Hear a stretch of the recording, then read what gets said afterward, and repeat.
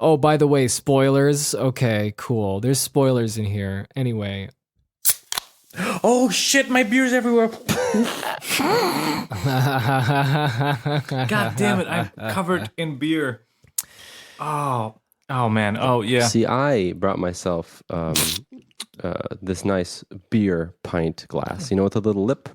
You know, the classic pub glass. I poured it in there.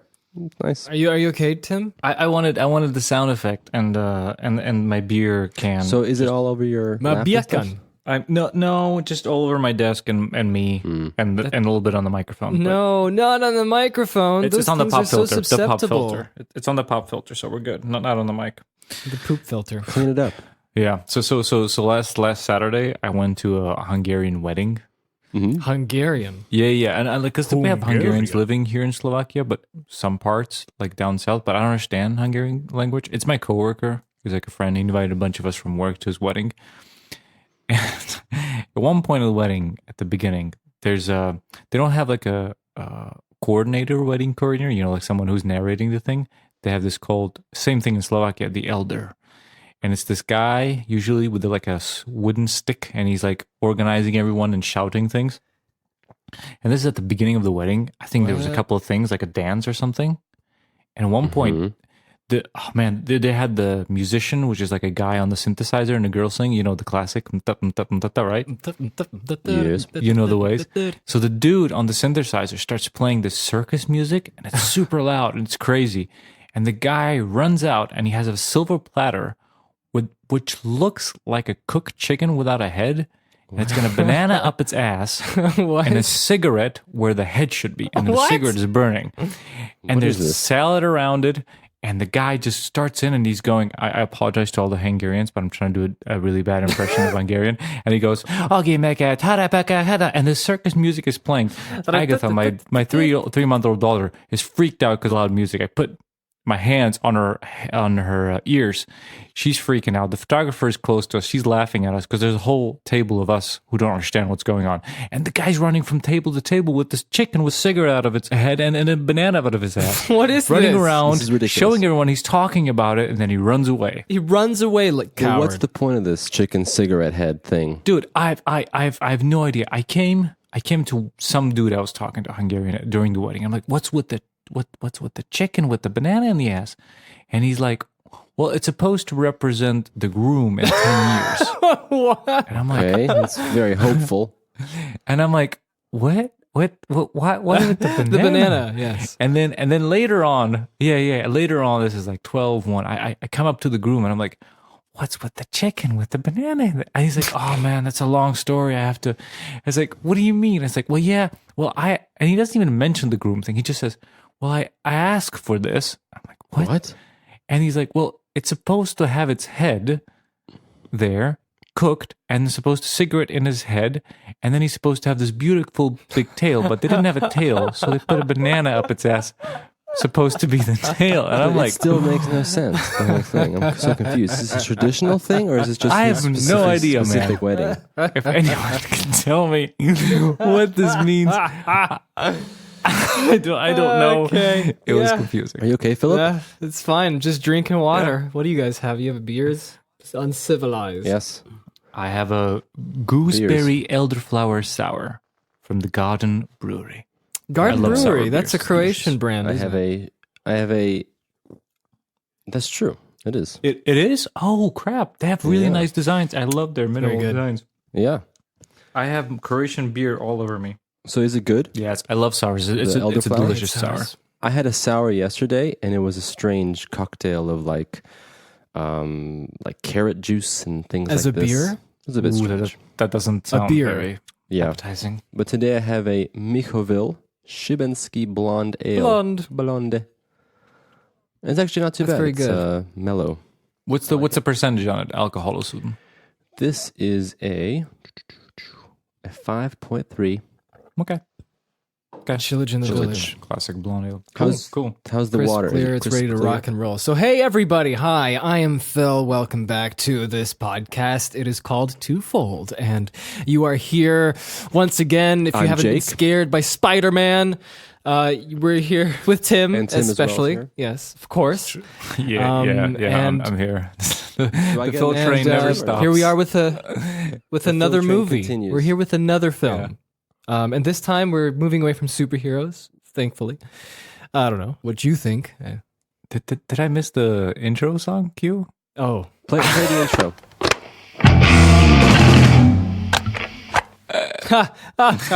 Wonderful went. intro. That was great.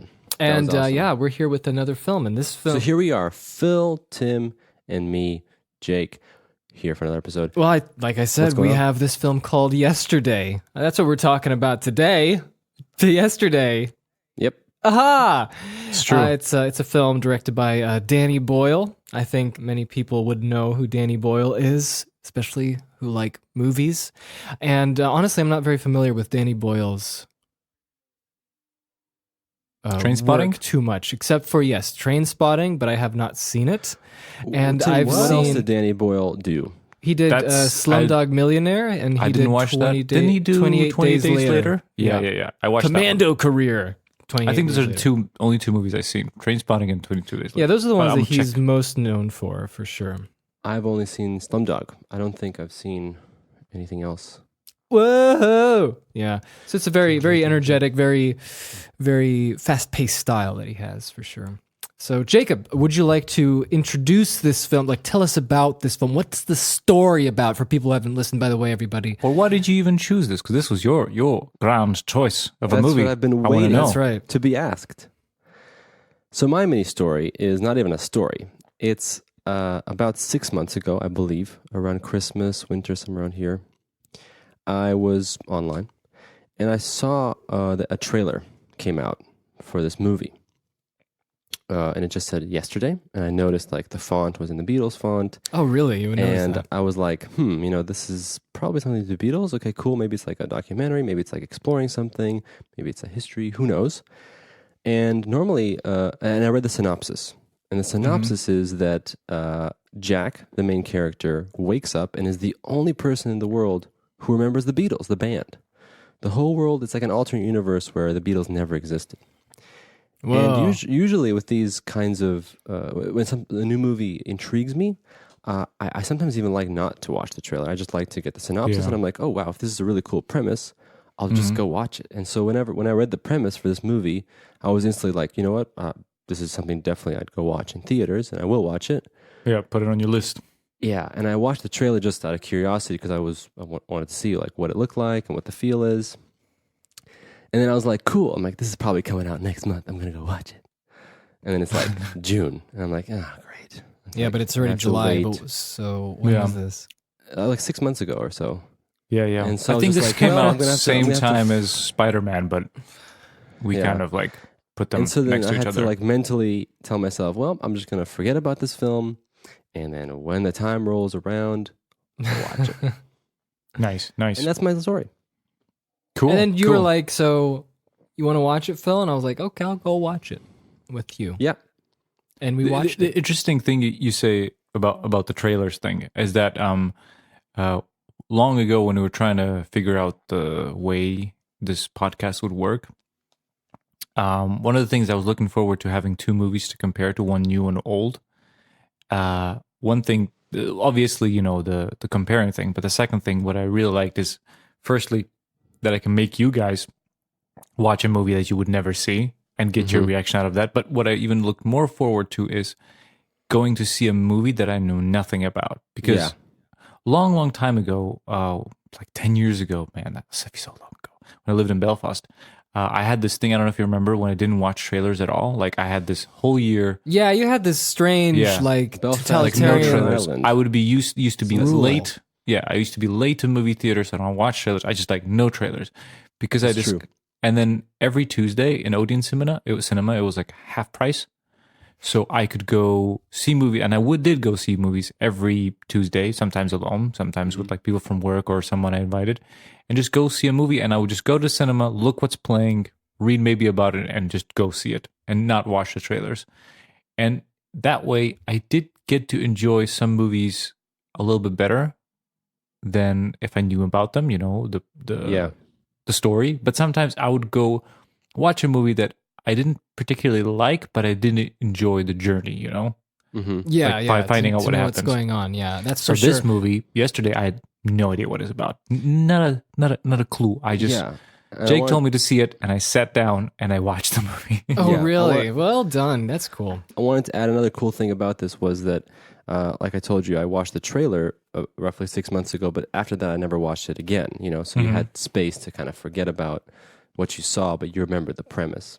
And I remember pretty much every movie I've started that I watched just based on the premise has always been a much more interesting experience than having seen a lot of footage or trailers and things like that. That's true. It's a totally different thing. There's a wonderful, There's a example that Jake and I had. We went together to watch this film called Oblivion in 2013. We knew nothing about it. Nothing. We just saw the poster. We knew Tom Cruise was in it. Let's watch it. Oh, yeah, the sci-fi Yeah. thing, right? Yeah. And it's funny that your perception of a film when you go and watch something with not even knowing what it is, it's a little bit more enjoyable because, like you said, Tim, like you have no idea what's going to happen. Yeah, another film that I remember distinctly watching was ages ago. Movie was okay though. Yeah, that's true. For Oblivion, the first half was interesting. The second half Yeah, It's not a good movie. shaky at best. Another great example for me was a film called Stranger Than Fiction, which I have not seen since, and I would love to see again to see how it holds up. But that was another film that we were at the movie theater, and it was like, hey, this movie's not available. There's another movie called Stranger Than Fiction, and it's like, okay. Just tell everybody what the movie that was unavailable you and your friends were going to watch. What did you go see? The Santa Claus 3. Maybe you were saved. You The were story saved was by that Christmas we wanted Miracle. to go see it, and my friend Drew, he was like, I'm really embarrassed to ask for this movie. We're like quasi older teenagers Yeah, / adults going to watch this movie. I'm really embarrassed. Let's watch something else. And I was like, okay, what can we watch? It's like, there's a movie called Stranger Than Fiction. Here's the premise. And I was like, oh, Yeah. okay. And that was actually my first experience ever, like going to see a movie like cold, you know, just Yeah. like. But it's funny what you say, same thing, Phil, is that this movie in particular, if I were to know what kind of movie this is, I wouldn't go see it. Interesting, really. Because, I mean, it took me a while. It was like, it starts off, he's a musician, and he's struggling to make any sort of, noise or any, success. He's got a friend who is obviously in love with him, and she's helping out. And I thought you were talking about his other friend. No, the girl, the lady. Right? And then all the lights turn off in the world. And then when he wakes up, nobody knows the Beatles. He gets hit by a truck. He gets hit by a truck, but then he figures out nobody knows any Beatles songs. There's no Coke. There's like all the number ones are gone, right? Harry Potter's doesn't exist. Cigarettes don't exist. I don't know what the connection is, but the funny thing is like fun. these are all signs. But I'm such a dumbass. I couldn't it took me the whole movie to figure out what kind of movie this is. Really? And it's a Bruce Almighty movie. It's one of those. It's one man has an ordinary life, but one day he is Beatles man. And then he's like, what will happen to Beatles? You know what I mean? Like one day. Rated PG-13, starts Friday, July. Yeah. But wait, He was I'm an trying to ordinary confused man. at the link between Bruce Almighty.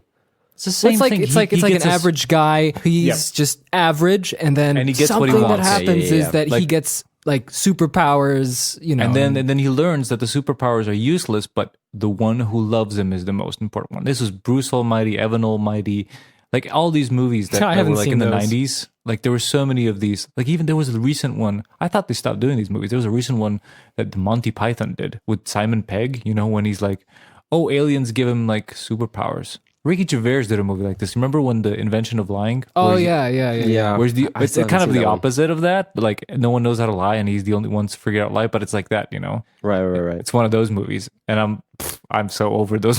That's so movies. interesting. Yeah. Yeah.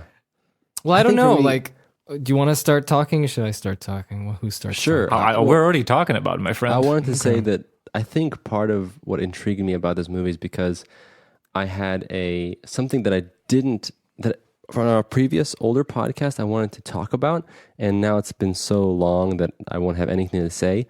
But for the longest time in my life, I never listened to the Beatles.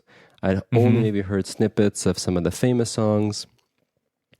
Yeah. And several years ago, I think it was like 4 or 5 years ago, maybe around here, maybe 3 or 4 years ago, I went on this listening spree of the entire Beatles catalog. You just went from first album to last, just sat down and just over listened to time, it. not like in one day, but over weeks. Yeah.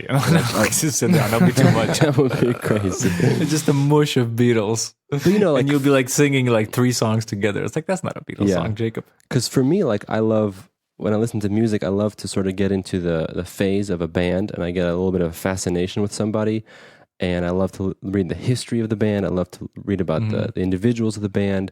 I go through Wikipedias. I read about the albums and the reception and basically the entire story of the band, while also in parallel listening to the music. So I'm always listening to this band for this time. Yeah. And that was it for the Beatles. And it was actually a really fascinating journey because I had a totally wrong impression of the Beatles my entire life. And I thought that they were like these very pompous, serious guys who made like the best music in the world, considered the best music in the world. And just imagine this. We're the Beatles. We make the best music in the world. Best music in the world. Like serious people who are think of someone like Why did you have that impression, do you think? Oh, I have no clue. No, I don't. I can tell you the first What time would I you got say, introduced to the Beatles when I was, I don't know, when I was like 9 or 10. We were at a friend's house, me and my parents, right?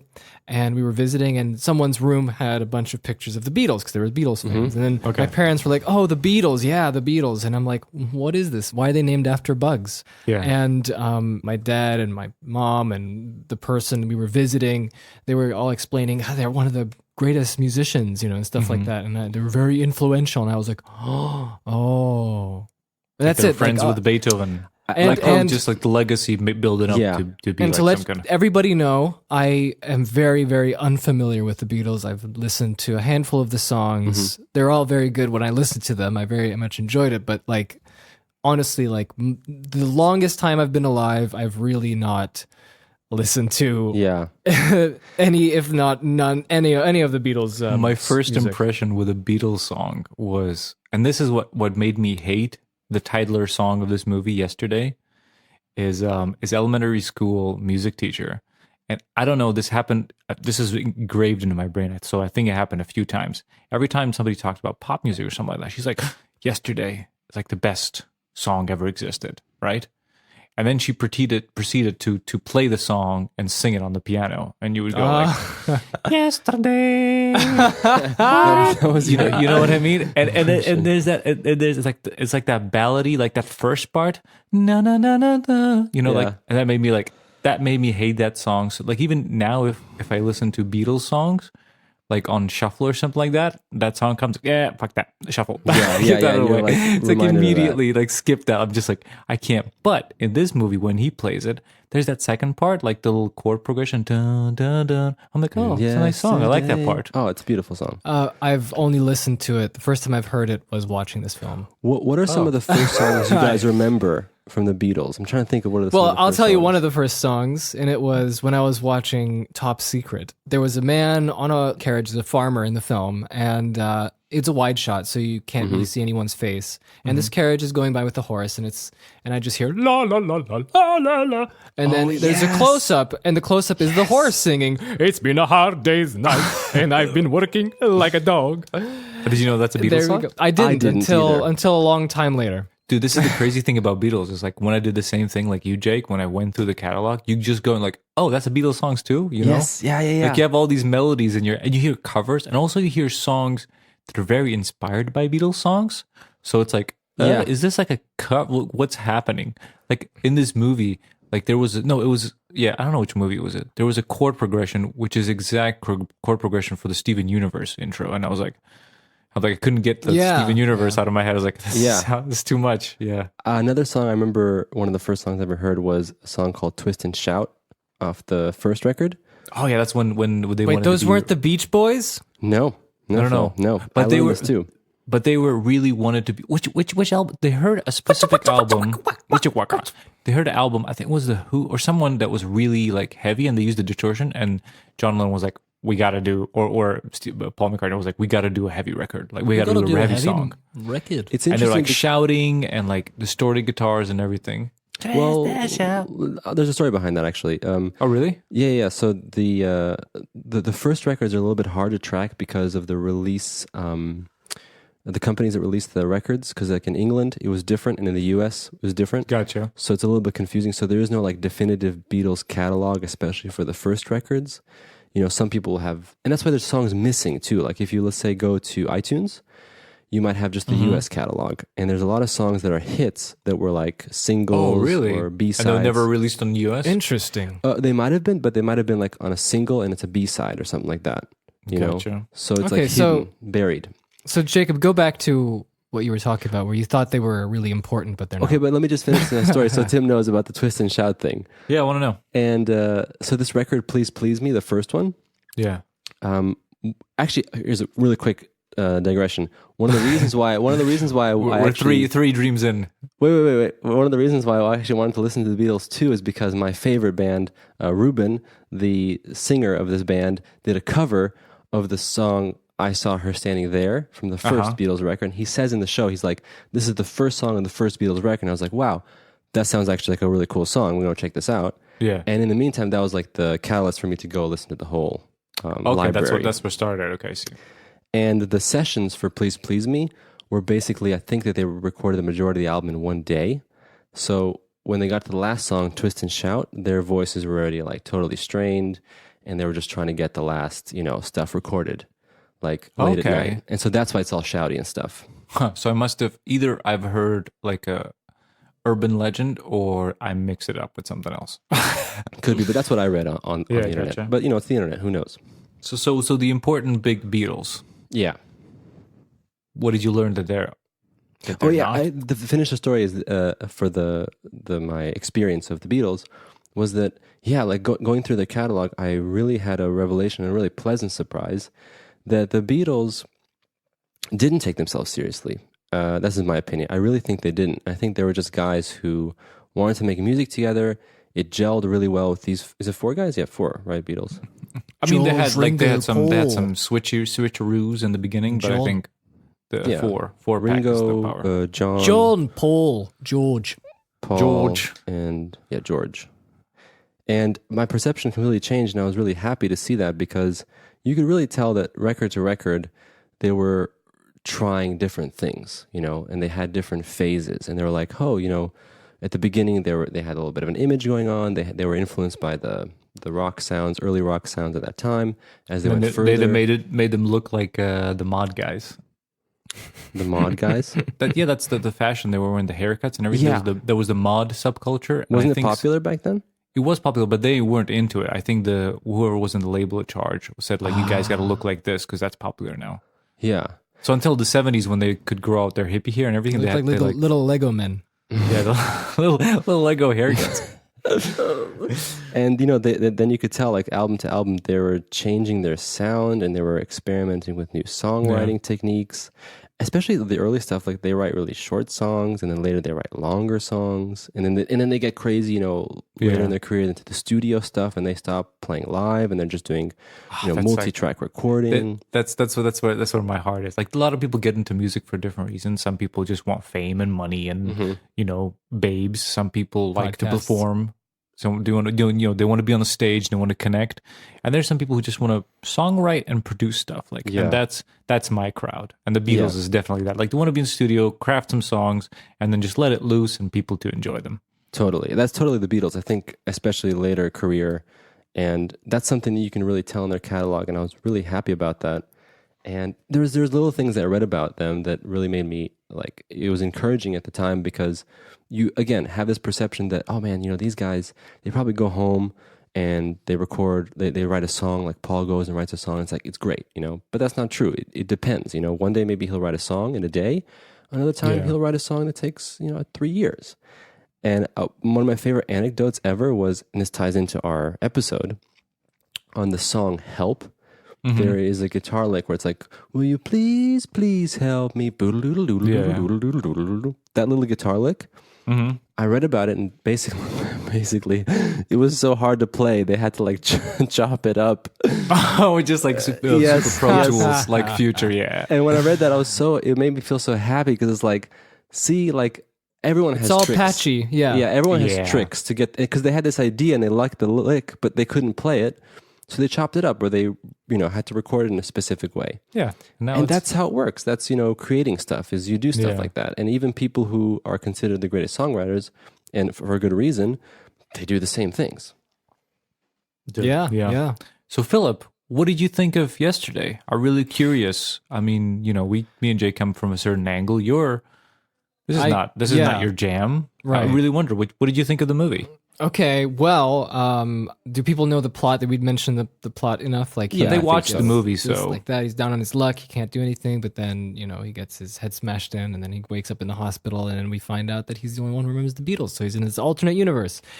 As this happens, he grows in fame because everybody thinks the songs are great, and then Well, he's he- like, he "No, wait, the decides what Beatles to- are gone. I have to remember all the Philip. songs." If you're retelling the story, he decides he's gonna re-record all the songs, the Beatles songs, and use them as his songs. As his, yes, that's Yes. what it is. Because honestly, there's no point in. There probably is a point. Maybe there's a moral area where you could be like, well, I should probably properly credit them, but in this case, it's. Right, but they don't exist.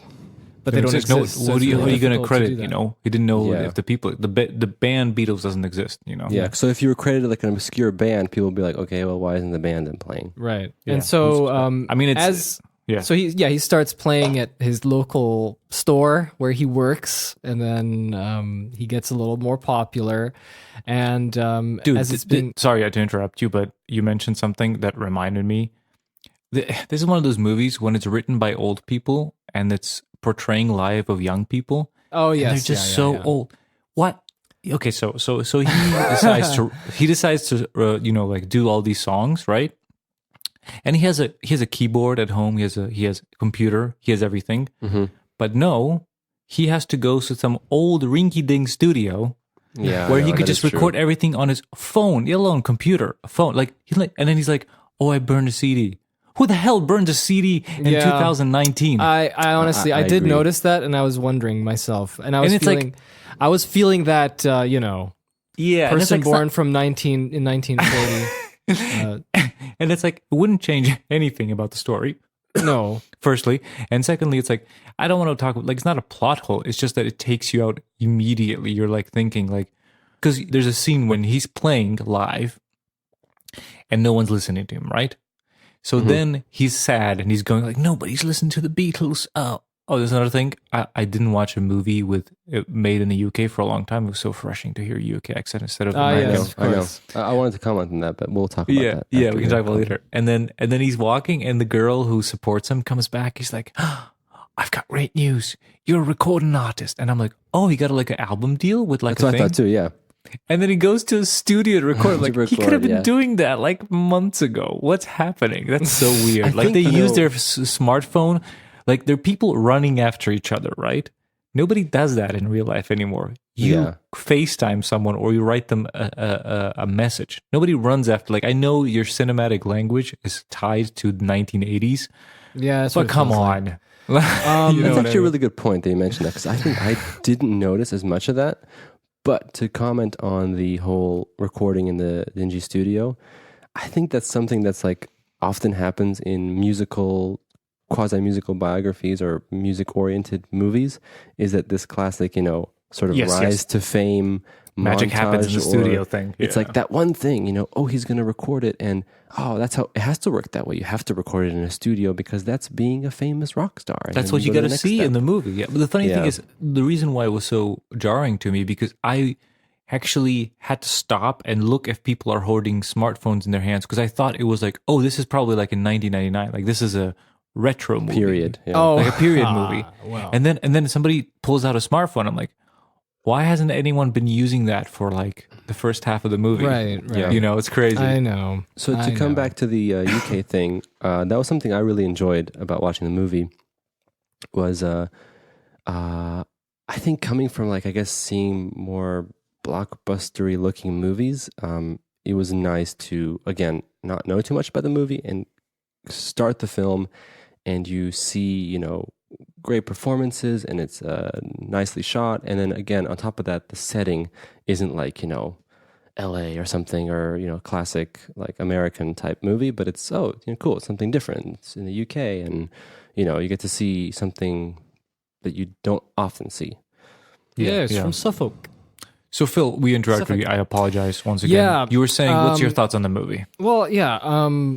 I just wanted to elaborate a little bit more. Oh, by the way, spoilers, obviously. I think we'll run the spoiler clip we did last time at the beginning of this episode as well. So by I think the way, I like spoilers. it. The shouting Phil. Okay, cool. There's spoilers in here. Anyway, No, we know they heard. I am putting that in the back, just like I did last time. Yeah. Put it on front. It's hilarious. I like it. In the It's front. like the shouting Phil. And so as he gets more popular, more infamous, because like we know that he's taking this credit from the Beatles. Yeah. We know the Beatles, that everybody in the movie doesn't. Ed Sheeran shows up. Oh man, that's right. And- I forgot. And I don't know about you, but I thought that was very funny. Me too. I don't know much about Ed Sheeran. I don't either. I don't know either. Me neither. But it's just funny when he just shows up at the door with. I loved the idea. It was bizarre. Like it wasn't very like, bizarre. Yes.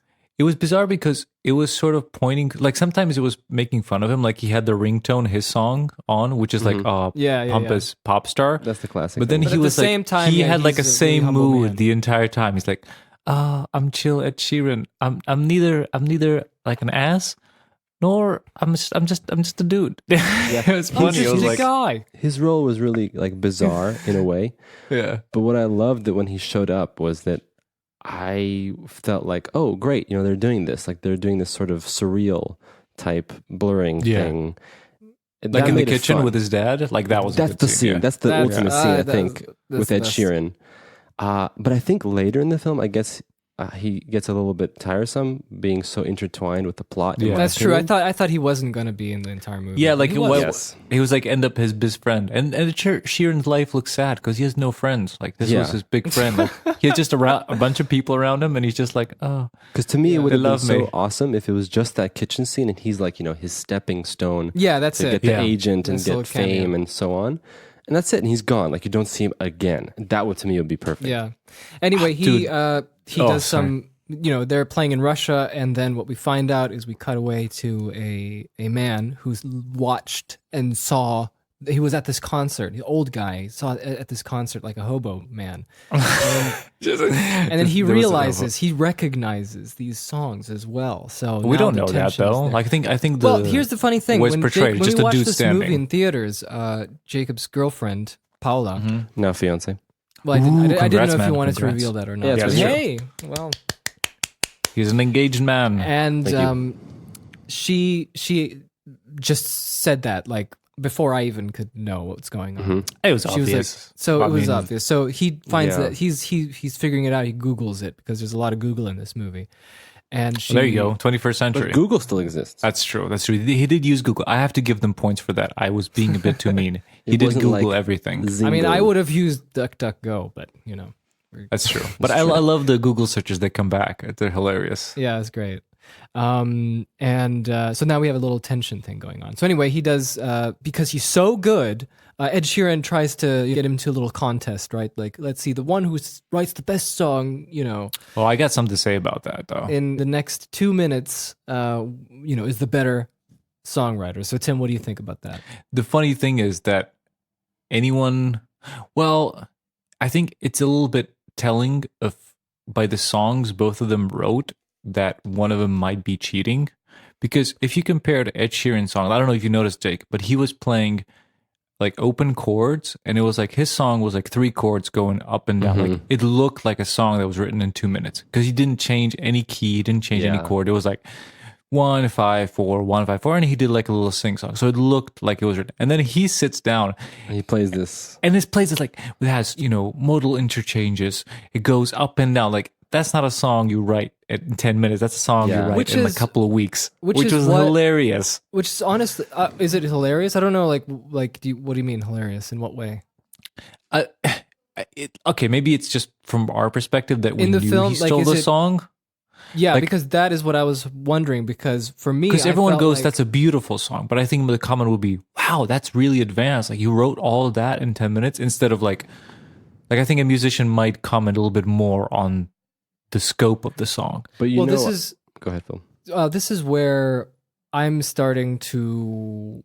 This is where some of my negatives come in with the movie, and that is that I was hoping if something like that is done, because I was thinking to myself when I was watching, I was like, please don't do a Beatles song. Maybe put some of your old songs you made that's original, so it sounds like you have to dial it down. It's like he did that, and that didn't work out. It's like Flash and not Flash, Dash in The Incredibles. He can't win first place when he's in this school race at the end of Incredibles. He has to tone it down. And I thought, so if you're going to use a Beatles song, I hope there's going to be some kind of repercussions here, because some people are going to get suspicious. Maybe it's cheating or something like that, and nothing happened. Well, that's everyone's like, it's amazing. It's amazing, That's something I noticed in the movie, that the beginning is fairly, I don't want to say realistic, but it's definitely not super exaggerated, apart from the crazy fluke, of him being in the plot point. It's fairly not exaggerated, but I think that once you get to those points in the movie, like you're mentioning, where he's pulling out these complex songs that people would be like, hey, maybe you didn't write that, or that's weird. I think the movie sort of makes a turn and things get a little bit, I think, unintentionally sort of unbelievable, like people just reacting to it only positively. And a good example is his agent. Is a wacky character, and she just gets wackier. What's her name? Yeah, she gets really wacky. She gets totally wacky. Kate McKinnon. Kate McKinnon, yeah. Dude, that was so off-putting. That was like that was bizarre. Like that didn't fit any of the acting. But do you see what I'm saying? Like the movie makes a turn where everything becomes very sort of exaggerated, where it's almost like you are in on the joke. Like, oh, okay, I guess this isn't. Yeah, it starts realistic. Off as a indie romance movie, and then it turns into Bruce Almighty. Right, yeah. And for people who don't know what happens in the story is after he plays that little thing and he wins against Ed Sheeran, and Ed Sheeran admits defeat because he's a humble man. Yeah. Then his agent comes in, who was played by Kate McKinnon, and she comes in and she's like, hey, I want to represent you. And by the way, I am, obviously super, evil sounding, and I just want money, Yeah. And I thought, honestly, and they even say that. It's not like, oh, she's mustache twirling. She's like, I just want your money. Yeah, I know. But for some reason, I thought it was actually being, like, I was having faith that the film was going to make her feel like she was real. She's just using that to be jokey. She's just doing that to make fun of herself. And didn't seem like, I didn't find anywhere where that was the case. It was pretty much straightforward, just a cartoon character. Is the classic, portraying again the bourgeois, the rise to fame, and it's 1, 2, 3 record deal. You get a producer who knows exactly what you're supposed to do and where you're supposed to stand, and they have everything sold out show. Yeah, it's. I'm not trying to put a huge negative on the film. I'm just saying that this is the classic conundrum with these kinds of movies. Is what do you do? Like, how do you show that? You should have seen my brain trying to work it out, because I didn't expect the whole. I didn't know what it was about. So he has an accident, right? And I'm like, what's with the world turning off? Like, I have no idea. And then he's the only one who knows Beatles. So wait, Tim, I have a question. Did you even read the premise or no? No, nothing. It's a zero. I found them. I went to see the movie. That's all I did. Okay. That's all I did. I like that. Like, it's like Jake said this movie, I go see this movie. Like, there's no other choice. What, am I not going to see the movie? So I'd rather know nothing about it. You know what I mean? Like, what? I have to go see it. Yeah, go on, Tim, go on. So I'm like, okay. And then he's the song, and I'm like, oh, okay, it's one of those movies. But I still wasn't sure if it was Bruce Almighty movie. But then he's like, and then my thought process, when the scene with the piano is, and he keeps getting interrupted. Oh, that was a nice one. I like that. And I was like, oh, is this going to be like a philosophical about songwriting? Like, the question is a song great because it's famous, or is a song great by its own? I didn't think the exact same thing, but I had the same thoughts when I was watching it, because I was wondering where this was going. Yeah, I thought this was going to be the question. It's like, oh, the Beatles are great because of the person and everything, and the songs, don't have to be like, and that just it's nothing about that. It's about ignoring the girl that's home. It's a Bruce Almighty thing again. But it's the, so would you say the 1, 2, 3 for you? That was a negative. Like, it was not a positive aspect. No, it had, like, in my brain, I thought it was going interesting places, but it just went with the classic, the cookie cutter. This is the movie that we're making, and these are the spots we have to hit, and this is the message that we have to learn. Yeah. Well, I have to say that I have to agree with you in some sense, but to make a disclaimer that I actually really enjoyed the film and I like the movie. But I also think I came in wanting what you're talking about. Yeah. Of exploring those ideas and sort of you have this interesting premise and now what are you going to do with it? Are you going to see what we can learn or are we going to just go with something more, standard? I mean, it's not like I didn't, I'm not trying to put a negative. Like I enjoy, like it's the exact same thing as anything else. I enjoy the ride, but when it finished, I realized I didn't like it. So especially with the ending, it kind of like was like, somebody comes and just smacks the plate out of your like, oh, you're eating this food, bam. Right. So just to keep people in check on what we're talking about real quick, I just wanted to mention that after he gets picked up, he gets all this fame and fortune, he rises up in the charts, there's a lot of gags, some funny, it's quite entertaining watching it for the first time. And then he goes back, he has to remember some of the lyrics, I think. He has to remember some of the songs because he can't remember the entire letters of the Beatles. Yeah. And so he goes back to inspirational places like Eleanor Rigby's grave in Liverpool. Yes. And doing all that stuff. He's being very busy. And there's always there's this old lady who's it's kind of I love that Phil. That's the thing. I knew it. I knew it watching it. That was the thing that Phil will gravitate because that was the greater mystery. I don't think Phil was interested in the musical or the romantic part of it, but I knew Phil was going to pick up on that. Like, what? Well, no, I'm just mentioning because it kind of. But you're mentioning with some passion. You're mentioning with some passion. I know you. I know you like it. Because what I liked about it was that at the end, like not like at the end of the where are we? Where he's doing that little concert, where that big live concert is going on. Yes, his love doesn't love him anymore. She's dating the rinky dig studio man. That's right. Yeah. Yes. Who has a girl following him around for some reason that he in the end runs to for some reason, but doesn't matter.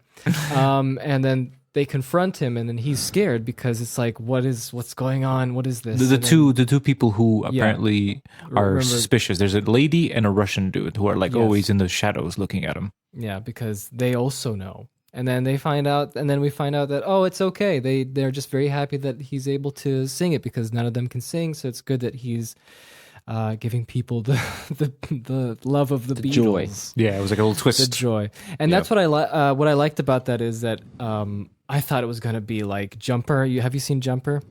No. Jumper. Well, I'm not a big fan of Star Wars, so I wouldn't go see that just because of Anakin. So I want to say that I totally forgot everything about Jumper except that they just jump through. Yeah, well, that's the thing. They have space. teleportation powers, and you can do so much with it, but instead they just put in like the police of teleportation people. They chase him. You teleported too much.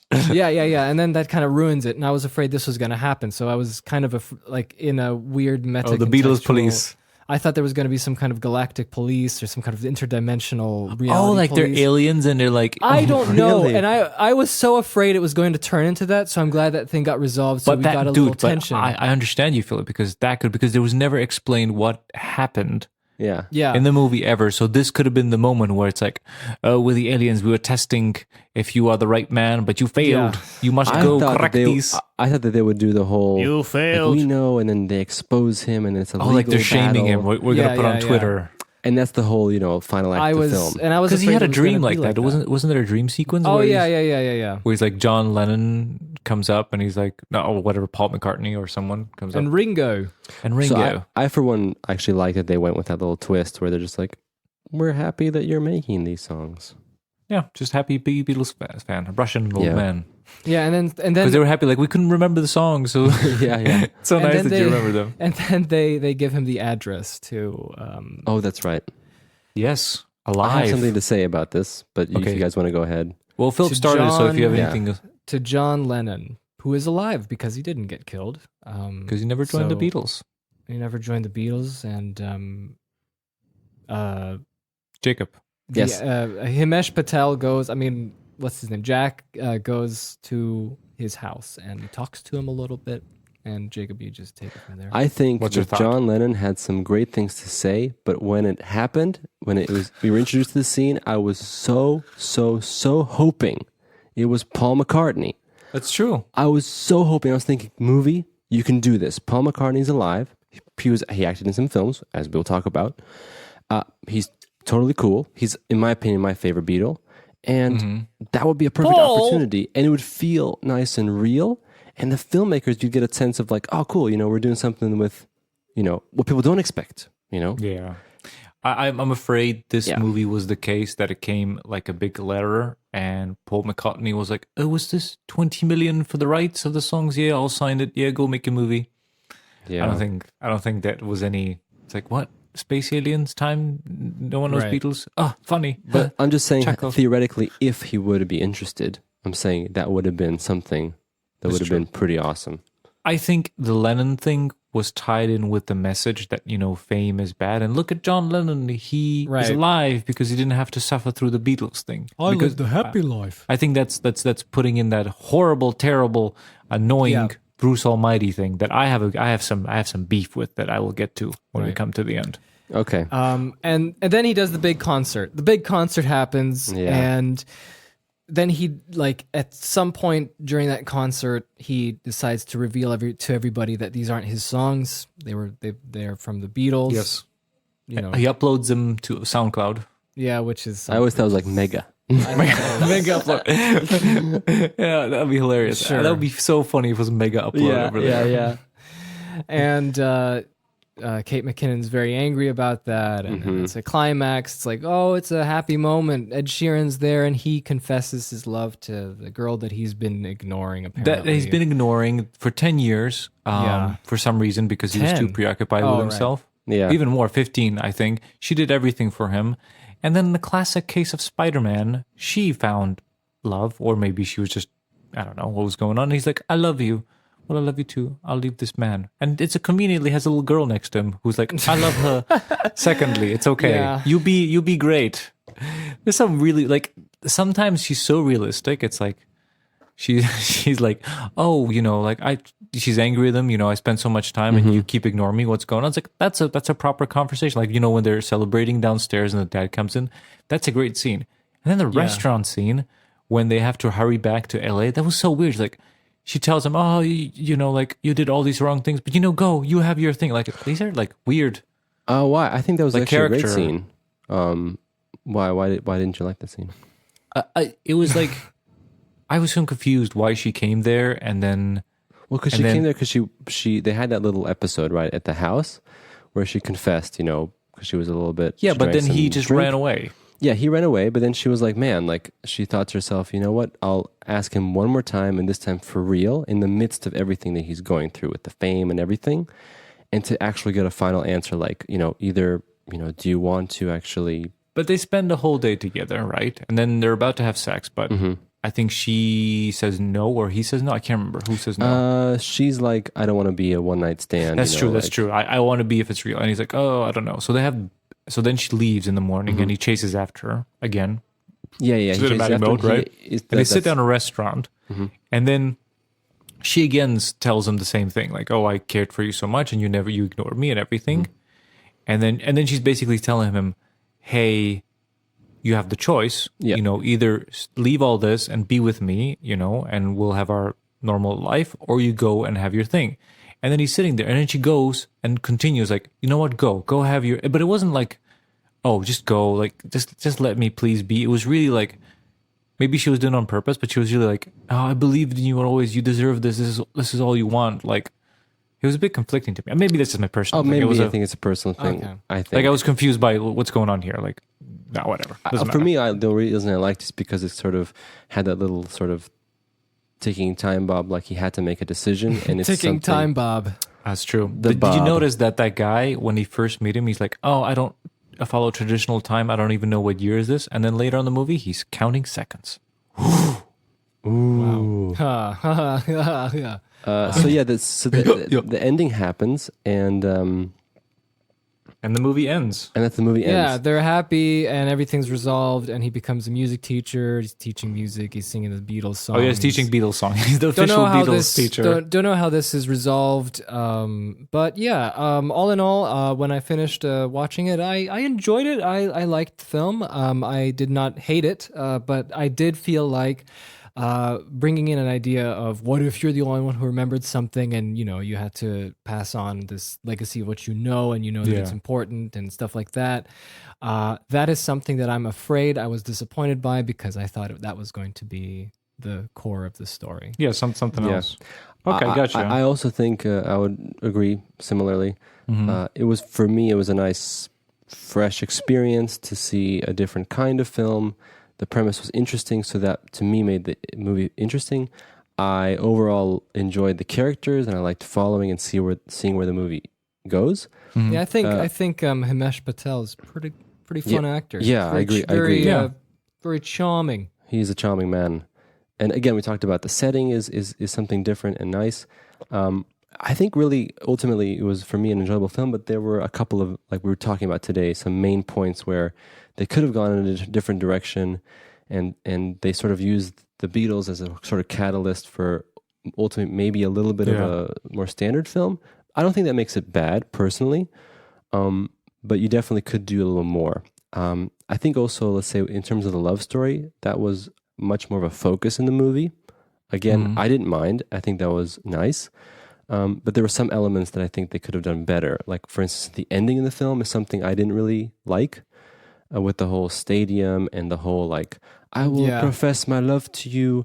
And that's so bad. Like, put on the video. Like, on the video. Like, someone who's really pissed off after so many years of being, like, she was very like, oh yeah, I want this. I want to be, like, I would assume it would be like, you know what, turn this off. Like, Yeah, seriously, that's what I was thinking. that's what I'm saying. Like, her reactions were weird. She went so, like, oh yes, I wanted this huge, like, proposal on the Jumbotron kind of thing.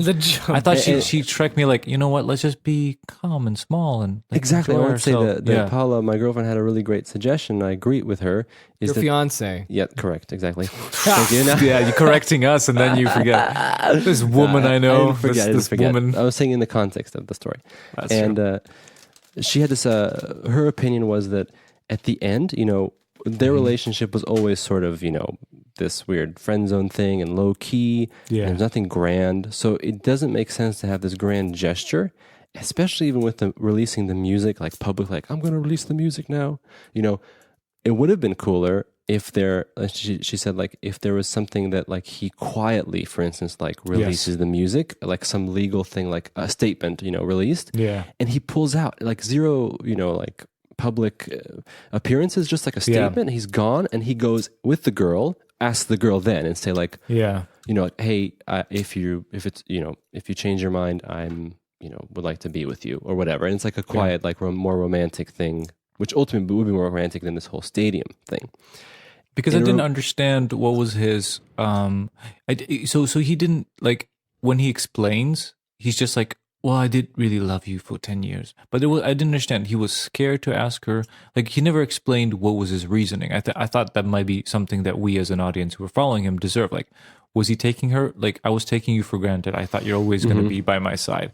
Or was it, I'm gay, or what? I don't know. Like, it was bizarre. Like, yes, these things happen in real life, but I think there's usually some kind of like a moment of self-reflection, and then you discover revelation. Exactly what you're saying, Jake. And he was like, "Oh, I just loved you all the time." And he's you know like, what to "Okay, say? I know." That this ending, what could have been this alternate ending, where it's like a quiet exit, reminded me a ton of Extras, Ricky Gervais's show. Oh, Yes. yeah. And okay, this is a spoiler warning if you haven't seen Extras by Ricky Gervais. I'm going to mention I liked the it. ending of the series, so please skip like 30 seconds ahead. Maybe a minute, just to be safe. Maybe a minute, on your podcatcher. So just letting you know that. The finale of the series is Ricky Gervais's character, Andy Millman. He's, he's in the same situation. He has like all this fame and everything, and then it crashes, and then he has a moment where he's on public television, basically saying how show business is crap and it's all fake, and one of the most important things in life, and he reconciles with his friend Maggie on television, and it's a really touching moment. And he basically tells the truth, what we want to hear from his character. Finally, he's done with all of this. He's like, this is all crap. Yeah, exactly. We finally see this like redemption story of Andy Millman realizing all this stuff and what a jerk he's been this entire time. And it really pays off in the series, in my opinion. It's a really great moment in the show. And the greatest thing is that, you know, in the series, all his publicists and stuff are now again, you know, running around him saying like, this is a great opportunity. You'll be back and even more famous because of your statements. And they have this press conference ready, all this stuff prepared, and like Andy Millman's gone. Like he disappears and he goes and meets with Maggie and they drive somewhere, like he's finished. And that's like a perfect ending because that's like the true statement of what he learned. He's learned something as a character. And that's something that would have worked great, I think, in this film. You would have that moment and it'd be different and you would be like, wow, like amazing. Exactly. Yeah. I mean, my thoughts on the whole thing is like, maybe if you have nothing to watch, this could be a thing, but I wouldn't recommend it because I think as far as this structure and this kind of movie, I think there's better movies that tell the same exact story. So I think they had a really interesting angle with the Beatles thing, but I don't think they did a lot of that except play the songs. That's one of my things that I was just the most disappointed with because I was getting into the story. I liked the beginning. I think it was set up well. I love how Danny Boyle has this very energetic pace. I really liked it. It was very lighthearted, very well structured. It was like on a very nice bouncy. And wouldn't you say that the movie flowed in my opinion quite very, well? Very nice and bouncy and poppy, and I like that a lot. That's kind of, and it's also not just sugar coated as well. It's very, it's very grounded and very bouncy. I don't know how to express that, but that's how it always felt. I agree with you. And and it felt like it was going to go into something that I haven't thought of before, and like especially with the Beatles and like what can you do with information that you have that no one else has that was so impacting in your alternate world? How is it going to affect reality? In a more realistic way. And I was hoping for that, and I unfortunately didn't get it. Or something more clever. Yeah. Mention something to end my thoughts on this. Because it was something I wanted to bring up earlier. Tim, you were mentioning how you can, which I didn't notice, you can tell that this is made by like someone older and they're like, sort of projecting what they think young people and things. Yeah, well, this was written, real quick, this was written by Richard Curtis, and I don't know if you know who Richard Curtis is. No, who's that? He's written films like Love Actually, About Time, Bridget Jones's Diary. Wait, About Time is amazing though. Is it? About Time, I think, was, for me, not too bad. It was funny. I actually enjoyed it. I liked it because there was no, like, usually in that's why because About Time, what I liked about it, that didn't. Spoiler warning right now. Skip to like 10 seconds. Adhere to the structure of that movie, because usually in about these romantic movies, there's about when the third act starts is when the main character messes up. And then he has to run to the airport or fight or something like that to get the person back. That never happens about that. Sorry, I think I spoiled that movie. Shit, Great, I apologize. Good job. Great. We have to put a spoiler warning. Yeah, put spoiler warning, Phil. Your classic spoiler warning. Make a spoiler warning for. Yeah. Spoiler warning right now. For About Time. Skip to like 10 seconds. Yeah. Okay. So that never happens, which is cool. I was like, like it's just happy from beginning to end. It's good. And my point that I wanted to mention is that I read a review of yesterday, and they made a very interesting observation that this film takes the idea that they're using the Beatles as a catalyst for their story, but if you think about it, the most bizarre part of the story is that they are assuming that the Beatles' music will always be successful in any time. That's exactly my thought. Yeah. Yeah. And it's funny because, like, watching the film, that is something I caught as well. Is like, well, why would this be necessarily popular? I mean, it's 2019. It's a very different time. And music is ultimately, and any work of art, in my opinion, is often a product of its time and contextualized. And the history of the Beatles is a crazy series of culminations of many events, and the right timing and who they were and what kind of music they played, and it's tons of different things. So it's a really weird concept, the Beatles will always be successful in any time zone, a time Yeah, they could even play with the thing where they're like he Right. starts to play lesser known Beatles songs, and I was like, this is stupid. Like just like play with the reality of things. Like in this reality, the more famous Beatles songs are better. You know what I mean? Like or for something. instance, It was just like they're in the studio and like he presents 10 songs and they hate 7 of them. And they're like, and those are all true, Beatles it's true. songs. And he's like, oh. And then you could play with that and be like, what's he going to do now? Does he have to patch things up? Yeah. Or Hey, dude. And hey dude, yeah, that was hilarious. I may be the cynic in me, but I think it was a little bit. Okay, you have to cut this out, Phil, because I forgot my thought. Wait. But you know what? While you're remembering, I have to just shout out to the best cover they did in the film was the first song they play. I think it was "Help," wasn't it? At the rooftop. That was at the rooftop. Yeah, that was an awesome cover, man. That was really cool. That was like a like the Beatles pain with like in a his modern voice. sound. Yeah. Oh, I remember what I want to say is that the cynic in me felt the same thing when I watched that animated movie Sing.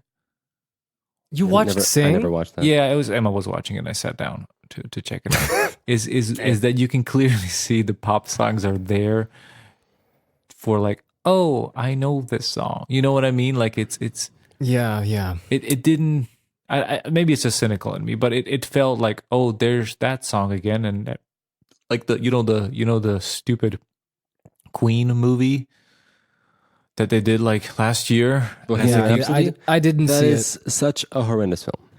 And they play the songs in entirety, and it's like the people who love the songs will love the songs, and people who never heard the songs will go like, oh, lovely tune, and then they'll play it. Like it's.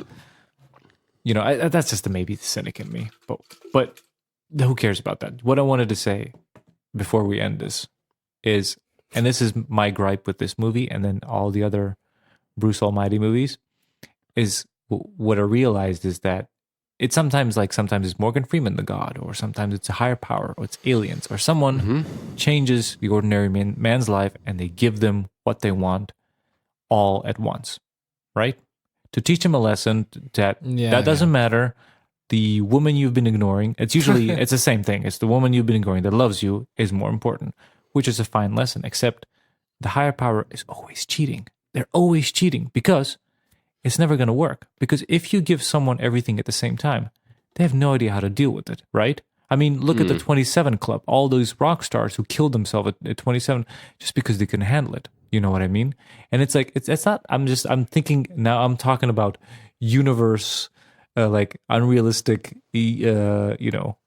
talk of like, this doesn't happen. But I'm saying like, it's funny to me, like, it makes me want to like these movies because they're always cheating these higher powers. Like, how would you, how would you know how to deal with this? This guy's been, he doesn't have no experience. Like he goes to this success, right? He has lots of money. He has these gigs. He never went from a small gig to a bigger. Now he's like from one place to a stadium. He has no friends around him, right? He's very alienated. He's got all these producers and people wanting things from him. Of course, he's not going to go under pressure. He's not going to like it. But if someone, let's say, Paul McCartney, who's, this is his career, these songs are built over time. He's grown slowly. He can have a wife and maybe, it's the girl he loved from the beginning and it's gradual. That's something that you can maybe work out. Saying. I'm just saying they're setting them up to fail with giving them everything at the same time. And it's not a good lesson to learn because it's rigged. The game is rigged. Don't believe the hype. That's what I wanted to say. What do you guys think of that? I think it's a fair point. I agree. But I think at the same time, I'll just wait It's a for Phil movie. to finish beatboxing. Okay, I'm done. I thought it was a good kind of Yeah, ending. I wanted to say that it's something that is like a movie mechanic in the sense, and you kind of overlook that, and you're more like, oh, okay, I'm thinking about the lesson rather than the specifics of like that he couldn't handle it, which in reality he couldn't, obviously. It's true. But it's an interesting, I think, point. Right. Cool. Do you guys want to know real quick? I had found something very interesting about this film, and it actually started as a movie called Cover Version. It was called that, and it was just a script, and it was written by Jack Barth and Mackenzie Crook. No way. Mackenzie Yeah. Crook. What do I know that name? Who's that? Mackenzie He's Crook. Gareth. oh Gareth. in the British office. Oh yeah, From the office. Or you might know him as one of the two funny pirates from Pirates of the Caribbean. He was Rigetti in Pirates of the skinny one. Caribbean 1, 2, and 3. That's With the wooden interesting. eye. And it was the whole Beatles thing. I don't think it was. I think yes, it was. It was the Beatles, right? Mhm. And apparently, in that version, the main character, only like gets somewhat famous, not super That's famous. cool. Okay. And so, but then Richard Curtis rewrote it to what it is now. Do you know any other deets of this other version, or that's it? Yeah. Is there a about similar it. ending? Is like a girl and stuff, or you just don't know? I think that Richard Curtis might have put the girl thing in there. You just like take some Yes, standard stuff. yeah, he probably shifted focus. Yeah, make it more mainstream. People love it. Yeah, but People I see think it. overall, wouldn't we agree that I thought it was a pretty funny movie in like its comedic sense, and it was enjoyable in that sense too. Yeah, I joined the ride, but Yeah. would not recommend. Oh, okay. I would recommend. Didn't know we it. had those I in think our it's- show. Go see Bruce Almighty. It's funnier and more outrageous. Do you know what's funny? I didn't And you like get the Bruce same damn Almighty. story. I haven't seen it in 100 years, so I have no Man, idea, man. by the way, just to say, when I was watching Bruce Almighty, my goodness, I just like Jim that Carrey. So that's entire all. film is shot in the freaking Paramount set backlot. Yeah. Yes, That's it. those are those just movies. the backlot, and that to And- me was like enough to be like, man, Yeah, or Liar Liar or whatever those Jim Carrey had a bunch of these movies. Yeah. One man, everything changes. yeah. It was very popular. So I think that's all Anyway. we have to say about yesterday. You confused me there for a second, but It'll Why? be a thing of yesterday. Why did I confuse you? because I forgot the name of the movie is yesterday. Oh, you're like, what? Yeah. I exactly. think there's nothing else we wanted to add. Music break. Yeah, I guess we're gonna go into a music break. First of all, I wanted to say that the budget was 26 million, which is pretty good. Not I'd bad. say, like, imagine these days of bigger And budget. 6 million went to Ed Sheeran and 10 million went to the Beatles. Yeah. Why does it cost so much? Anyway, We'll see after the music break, and here. I mean, is, they made their money back. They made a profit. I'm just wondering. That's just something I'm looking at for a bit. Just wanted to see how these But things work out. There were the big concert shots. Yeah, the green screen concert shots. Okay. They have to pay the ghost of John Lennon. That's expensive. Jan probably. Lennon. Jan Lennon. All right. So All anyway, right. we have a music break, and this is a song that I found. Play it, Johnny. And here it goes. Wait, hold on. Take it You want me away. to introduce it or what? Why are you guys rushing so much? We're Just let taking it me- away, and you So will just let explain me the song introduce- after it's played. Yeah, because Okay, you fine. don't know the flow and you were starting to explain the song before, and this is not the Yes. way we do it, and we are To rushing play you that us way. out. To Johnny play is us gonna out. play What the is this? song We'll for do us. it live. Exactly. I was coming out on Tuesday, made a break out through the doorway, found the time to get my hair done. Usually never one to care, but I gotta tell you, for the first time, I was in awe of you and all that was on your mind.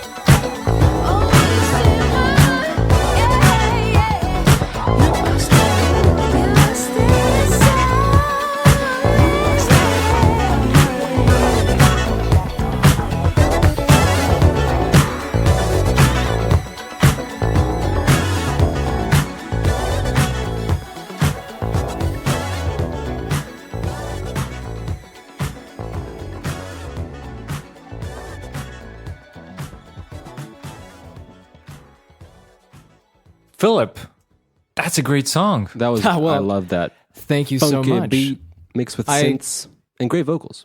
Yeah, I So you know, Great outdid Time myself is the band? for sure.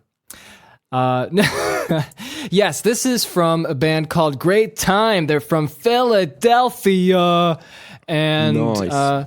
comprised of 3 band members. They seem to be doing all this electronic stuff, and I just really loved this track. I loved it so much that I had to go and contact them, watch their music video twice. Oh, sweet.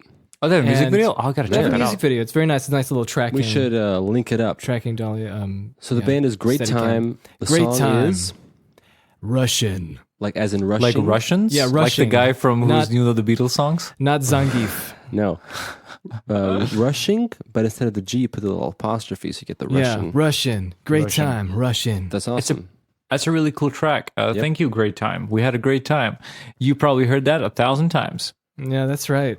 Jill's gorgeous. We were sometimes Russian in the podcast, but not while we were listening. Sorry, this other beer that I have, the Baltic Porter, the first what you're one, the drinking sour, right now? had 2% alcohol. This one has 10, so it's a little bit of significant increase. So my Yeah, so words really there. quick shout outs to the beers. I'm drinking a Zmajska Pivovar Pozoj India Pale Ale. This is a 7.3. So I'm also Zmajska picking is it like a up. classic Croatian one, right? Yeah, it's like the older one. But what you guys said, the Garden Brewery, I didn't know that was Croatian. These beers were mint, absolute delicious Wow. choice. I had a sour, perfectly sour Interesting. and not too crazy and very balanced. Second, Baltic Porter, nice chocolatey feel.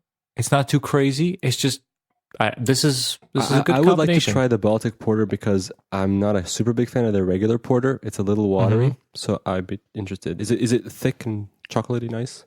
It's not the porridge kind. Like I've had okay. like a Russian imperial stout. That's the porridge stuff. But this, as far as a porter, I think it has the classic porter consistency. Like a Like, does it feel full? Like a Christmas That's my porter? question. Does it feel full? flavor. Maybe it's a little bit watery as far as consistency, but okay. definitely flavor is full. There's no lack in the flavor. But anyway, we were talking about. Oh yeah, so Phil, What? you said you got some news or something. Yeah, I just wanted the to news? mention this. So, like today, Amazon just uploaded a little video about what they're doing with this Lord of the Rings television They series. did? Yeah. Ooh, I didn't Tim, know about do this. you even know who's directing it? Look, all I know is Amazon Yes. has rights to the Silmarillion.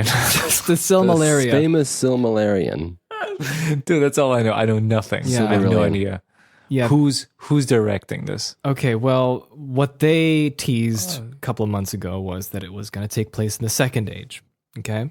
Wait. Second Age is The Numenor? Second Age of the Sun. Yes, it's Numenor, it's Sauron. It's when Morgoth was cast out of the entire world. So the big wars, right? after- yeah, no, after no. the- This is Sauron the Siva. Yes, this The is handsome Sauron the Deceiver. This is the great empire of Numenor, which turns into Gondor in the end of the story of the Second Age. And the elves are there. They're still strong, but not nearly as much as they were in the First Age. Yeah.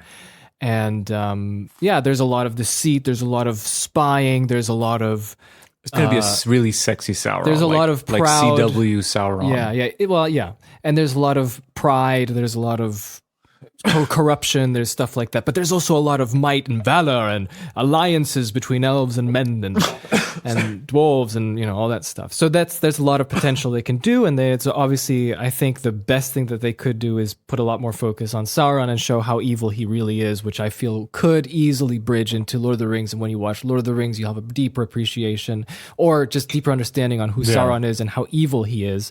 And then when he finally goes down, spoilers, in the Return of the King, you're like, yes, this terrifying, horrible creature's down, Yeah. But also, I think it would be good if they show a little bit of the complexity and the nature of elves because they're really super mysterious in the Yeah. Lord of the Rings trilogy. I think there's a lot of there's more sass elves. and history, and they're like really messed up, those elves, like the way they think and everything. Like, I think maybe you have a little bit of Elrond who's like, oh, Arwen, you must not marry this man because he will die. That stuff. Yeah. That'd be They're very cool. cryptic. And they have a chance to definitely show that because there's definitely more elven characters in the Second Age. There's Gil-galad, there's Elrond, there's Galadriel, there's Children of Urin, that's way first before. stage. That's That's when Morgoth, Morgoth got yeah. like the Balrogs and stuff fighting, right? Yeah.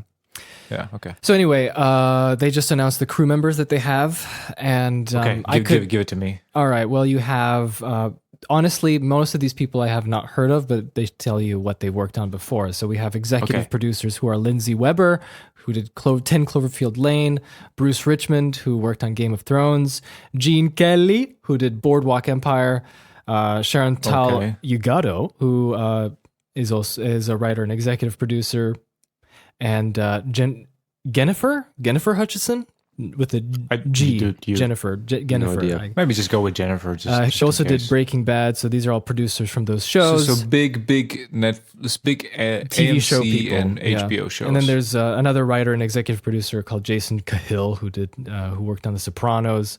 Okay, so it's all the big names. Writer and executive producer Justin Doble, who worked on Stranger Things, and consulting producers Brian Cogman. Okay, this who is also did hilarious. Game This of is like Thrones. everyone, every big show. Like, what is going on here? And then Stephanie Folsom, who I guess was also a producer on Toy Story 4. that's a Producer little bit out of the- Ron Ames, who produced The Aviator, which is a 2004 film. Writer Which I and never saw. producer Helen Shang, who worked on Hannibal, which is a 2005 film. How many people are working? These producers or producers Yeah, and this is writers? Are these this is the execs big or producers? executive producers and producers. Okay, that And could be writers. just money. That could be just money. I mean, that's the thing. Like, people who don't know this, executive producers are a very dubious, they're even more dubious title than a producer is, because a producer can handle so many things and it's really hard to understand what they do, but they do a lot. But the producer at least has Hands-on, some kind yes. of responsibility. Yes. Yeah. Executive producers can easily just be a name like Stan Lee, if you've noticed any of the MCU or any Marvel film. But There's Stanley, like as he an did the executive original producer. stuff. Like an executive can be just a millionaire. But that's what I'm who saying. Sponsored like 50% of the money. Right. But That's what it. what I'm illustrating is that Stan Lee is an executive producer on every Marvel film since Blade. But he definitely didn't have anything to do with the film. It's just his name on there because that was some kind of stipulation. Oh, gotcha. So it doesn't even have to be. And the he money. gets it's some like some kind of residuals for it, for grandfathered sure. in weird thing. Like Yeah. yeah.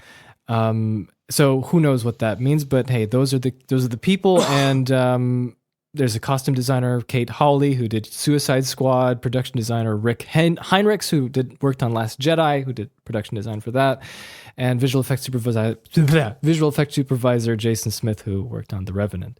And the only two people who I recognize are Tom Shippey, who is I don't know if I want to say famous, but he's a pretty prominent Tolkien scholar. Jacob, I think you might remember Tom Shippey in those behind the scenes for the Lord of the Rings films, the appendices, where he's talking about like, yeah, well, Tolkien was a very, you know, he had that kind of voice. I think wasn't he was bald. Associated with Harper One, or no? What? Harper Collins. Collins? No, I mean Tom Shippey is the guy who was like voice so hard. talking about Tolkien, like. I can't remember the quotes. I remember but his voice. You mentioned his yeah. voice. I remember that. Riding a horse and, well, you know, that kind of, he was talking about the trees going up. I'm just thinking of bigatures right now. And saying bigatures about 30 times. and then the only person got that I know, bigatures. is that John Howe is doing some concept art, and that's about it. Interesting. So Hey, John Howe, the basically- original dude? Yeah, John Mr. Howe and Beardman? Alan Lee worked on the original. Oh, both of Lord them. the Yeah, Rings. but John Howe is the beard man, right? Yeah, he's the Canadian beard man. I think Alan Lee wisely didn't work on The Hobbit, right? Yeah, I know. No, they both did. But I think never John Howe mind. worked. I think John Howe worked on it more than Alan Dude, did. guys, if you want to hear some beef, well, it's actually more accepting beef. There's some. We did commentaries on the Hobbit movies, which Phil still needs to edit for best of reel. Because let me tell you about the story of Oh man, Fubigab and Morgolo. Oh, No, we're not. Okay, but please, I'm going no, to tease it. There's a great story of Fubigab and Morgolo that's not in the actual script, but we found that story. And you should know No about one it. knows what you're talking about. So Philip, the link it. director. Oh, sorry. Yeah. Yeah, just link to the thing. Okay. It's great. PM me for a link. Yeah. Oh yeah. It's true. She secret link. Secret Yeah, link. yeah. Yeah, exactly. Our commentary. maybe was a delete good this. time. I don't know. It was Maybe. a fun Who time. knows? 2012 through 2013 through 2015. Fun times. Fun times. We had a really fun time to watch. Okay, continue. Philip, So the what you're saying. director is J.A. Bayona, if you know who that is. No. No, who's that? He directed Jurassic World: Fallen Kingdom. God damn it! He's just doing the first two, but he's going to be executive producer. He's going to be a showrunner. First 2 episodes? Yeah. Look, I mean, TV is a little different for sure. it's very different. The writer is the power one. The director is just a puppet. But He's a puppet. then again, how much? Do you know how much budget do they have? I think it said $1 billion. $1 billion for one season. I don't know what they were doing, but they announced that $1 billion for one episode. I think they announced. But wait, is this tied with the Tolkien? The PJ stuff at all? I Or don't know. it's- Like, okay, so Amazon, I think they have a relationship with Warner Brothers, and I think many of their films are in. so they don't have the rights to Silmarillion. I don't know. because the household of of Tolkien doesn't want Warner Brothers anymore to make rubbish, right? Right, but that's with Christopher Tolkien, and Christopher Tolkien. Yeah, Christopher Tolkien's like no more. No, yes, but he's so old. I think he stepped down a couple of years ago. Does he have a son? Yeah, I think his son is now doing that, and I think they're a little bit more liberal towards adaptations. Look, Be interesting. no matter what, I'm looking forward to this. Either it's a trash garbage on fire. So, Or a great series. What is I'm on the board. moral of the story? Well, the moral of the story is probably you can't really tell, honestly. This is just people. I just found it interesting to see who's working on the films on the on the show. Yeah. And the interesting part for me is that they're spending so much money on it. They're really counting on this thing being very huge. People So, love Lord of the Rings. Yeah, and I feel like there's a big opportunity creatively because, like, honestly, like I'm trying to distance myself from it and just wait until it comes out and see how it is because that's how I feel about it. That's the wise thing to do. Yeah. But then I was thinking when we were walking through these little canyons in Slovenia, Jacob, what was it called? Where's that place? The Vintgard. Vingard. In Vintgard. It's a good place. And is I was lovely. just thinking to myself, wow, I'm just thinking Elves. like, how would this show start? And I feel like, man, the best time to start that would be right after the War of Wrath when Morgoth is captured and his big war with dragons and Balrogs and orcs and elves and men is all over, and there's this rift. Similar you know? how the Fellowship starts. Yeah, and instead of you're not going to show that fight because I think that there's a huge like I think that your imagination will fill that in. So you just have mentions of it. There's a lot of strong connections to that past. Did you and guys don't watch see the it. HBO Chernobyl show? No, but Paolo did. I didn't see it. Oh yeah, Chernobyl. You guys yeah. live in the same place. Yes, but I didn't see it. God damn it. Anyway, It's good? I heard it's good. It's really good. It's really good. But what I liked about it is, there's obviously the Chernobyl disaster, right? You know, Yes. things goes mental. But the show starts right after it happens. Right? The big explosion happens and it's the perfect. chaos after. And that like you don't know, and then you piece the puzzles what actually happened, how the explosion, but it doesn't start off with the explosion. It starts off right after. Everyone's confused, like the reactor couldn't explode. What happening? This is impossible. We're the Soviet, you know what I mean? But it's like that's a really unique way of like not the big moment, but right after. That's cool. I mean, of course, everything that happens after is the big thing that's alarming. It's right? the meat. Yeah. And so I was just thinking, I think that would be a great time to start the show. And I feel like you can and it starts in a way where everything feels mythical. Everything feels legendary and things that characters talk about and lament about, like all these heroes that we know of the Eldar that died for this, and Morgoth, and look at the destruction he caused. Look at his dragons that caused this, stuff like that paints a picture of a bigger world, but you never get to see that. And as the story progresses, it goes into the meat of it and becomes like a more realistic and like politicized with the Numenorians who are Which is really interesting, Philip, because coming in. the way Tolkien wrote Silmarillion, as I call it, and the rest of the books, Lord of the Rings is written very in the moment, right? it's the Earth after the legend. Yes. While when you read those history books, it goes from the present, and the further you go, it more resembles a legend. It more resembles Zeus and the gods of Yes. Greek, right? Yeah. But the Numenor stuff is kind of in the middle, so it's really interesting how they're going to portray this. Are they going to be real? Because it is very legendy like. Even I think the Sauron stuff. It isn't written in the moment. It's more it's the not, storyline. yeah. It's more like the grand history of the legend. So that's going to be interesting how they're Yeah, going like- to convey that. Sauron took many different forms as well. Like, you know, Yeah. he takes his form as a man. It's he very takes the magical form still. as- Pretty much, So, the world is pretty yeah. magical. As a Beatle. As a bee. But I know you're trying to bring it back, Jake. But I'm really excited by this thought because how are you going to portray that? Because yeah, exactly. The further you will go to history, the more legend-like it is, Yeah, and there's and- less detail, and it's written like a legend. You don't have the dirty, nitty-gritty details. Yeah. All I really want in the end is for the rough cuts of all the Lord of the Rings films to be released Ah, yes, me and all the too. deleted scenes. These are the things I want. like Arwen and Helm's Deep. I'd love to see that. yeah, for exactly. sure. I just want to see everything. Me too, and all the bloopers. Please. Definitely. Just this giant box set. Okay, before we go into any further, I just wanted to say that the beginning should feel like something completely different, and then the end of the series should be the beginning of the Third Age, and it should bookend to the Last Alliance. You know what I mean? Starting up, and Sauron with his one ring. Well, coming that's in. a really bad ending. It should end with Dame defeating the Sauron. The Sauron. The Sauron. By the way, I mean, if you want quick that, but I feel like recommendation, speaking of Lord of the Rings, is if you haven't read the book, it's called Peter Jackson: A Filmmaker's Journey by Brian Sibley. it's a good one, It's a fantastic biography of Peter Jackson's history as a filmmaker. Some and great it has a lot details of Peter Lord the Rings Jackson in there too. as well. He's writing in there. Highly as well. recommended. Thank It's you. good. Thank It's you, good. Jacob. So, Movie yeah, 2, right? Movie 2. Fun time.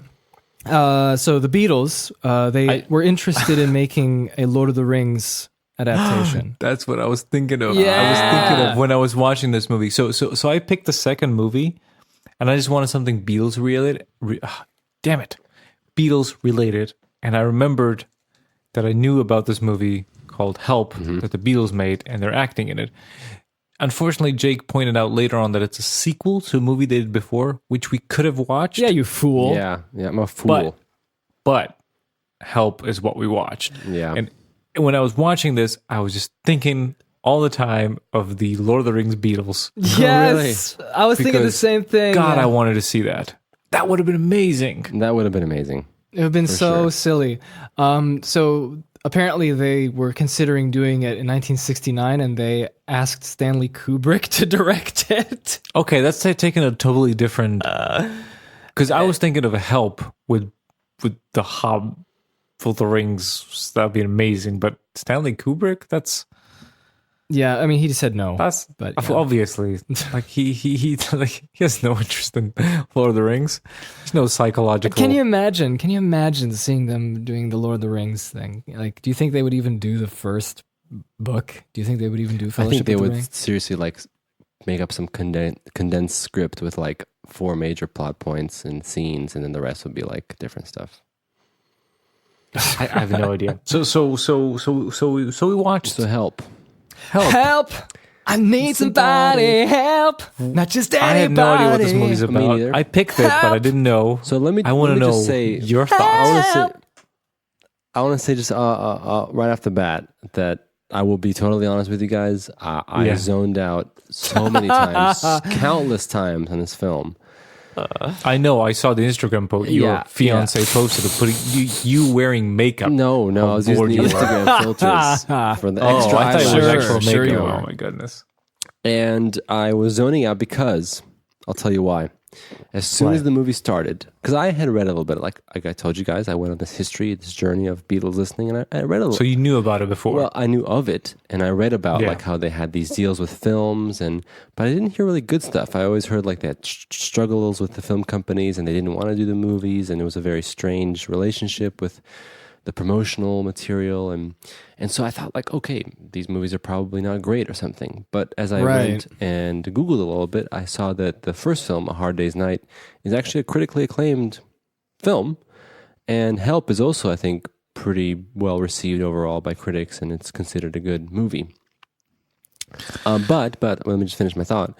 Is that as soon You heard my wait. As soon as the movie started, I already knew, like, oh, I know what they're doing. I know this kind of film. It's like this sort of bizarre quasi comedy abstract thing. And I'll be honest with you, like, I really wasn't like in the mood for it at all to follow any of it. And I honestly was just like, I was seeing what's happening and I get it. Like, I know. Yeah, you get it. And I was just like, honestly, like in the middle of the film, I was looking at my phone and like sort of half paying attention. But I was also, I did like the song segments. Okay. Because I like the Beatles music. Dude. I had no idea what this was.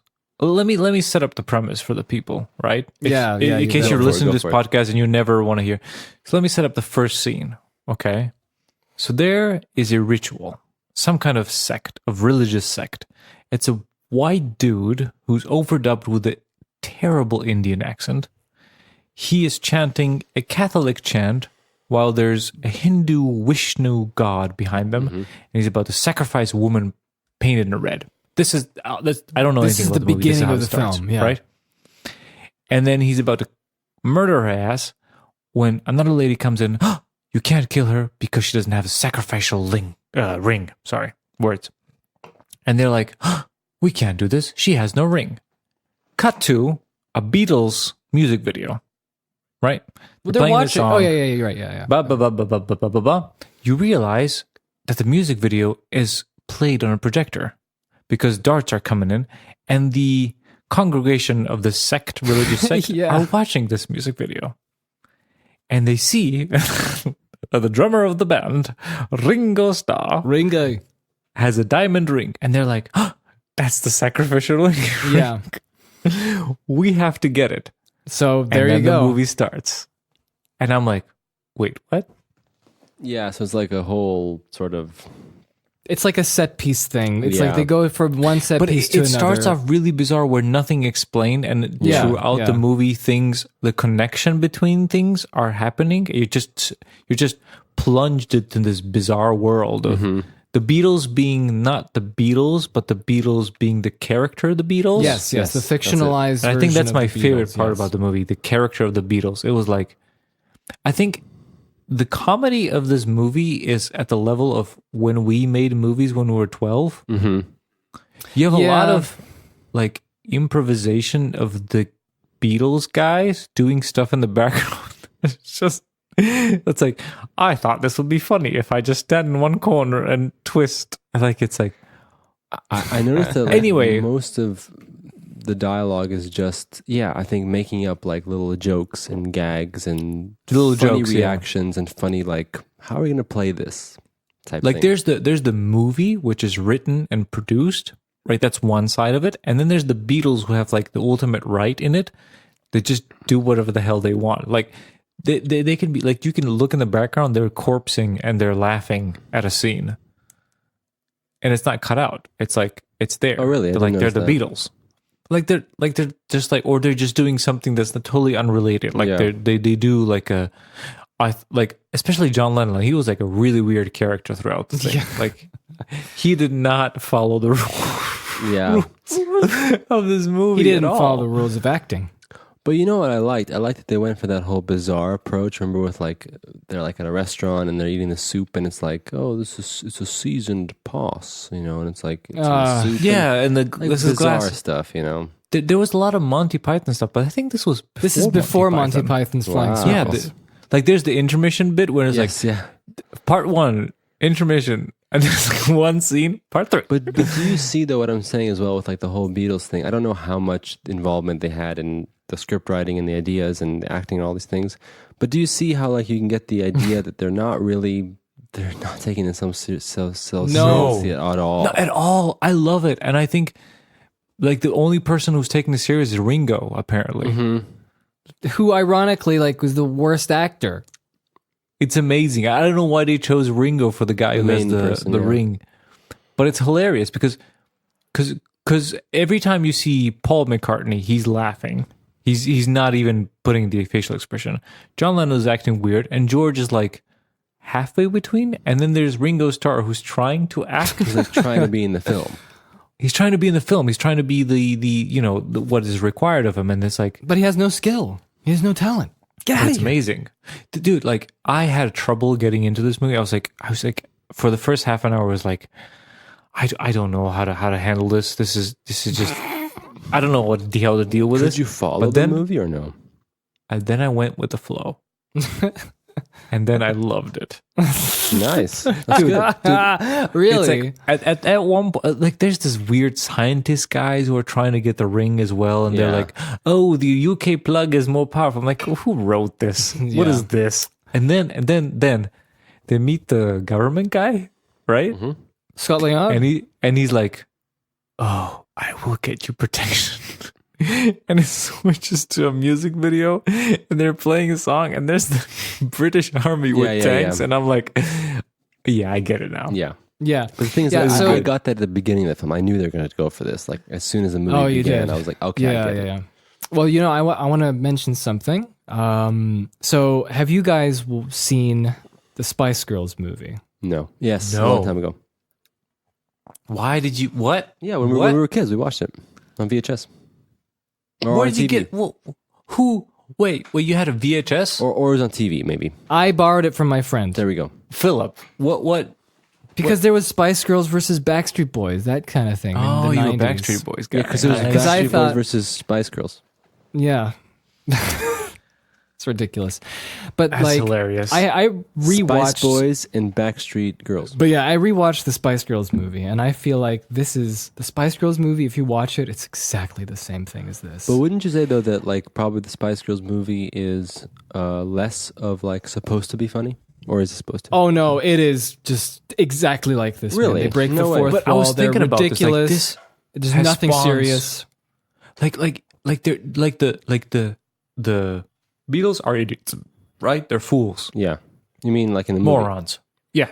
And I was thinking of like gorillas. Like I was like creating. Gorillas. What? No, I was thinking Damn. gorillas because it creates this. It's not a documentary about. Yeah. Oh, we're serious Beatles. We took. It's about like Serious artists. you create characters out of these. Out But of this these is probably. musicians. Do you think this is where some of that began? Because you can tell that I the think Beatles so, yeah. themselves say they saw past all this like serious. That's what I'm trying to tell you as well. With like, in my opinion, their history as musicians is that you really can tell that they are not interested in any of that like classic rock star fame. And they basically like they're just- not the completely- gods that they everyone's just making up to be. totally just like fly past that stuff, and they're just like, hey, they're giving us a film to make.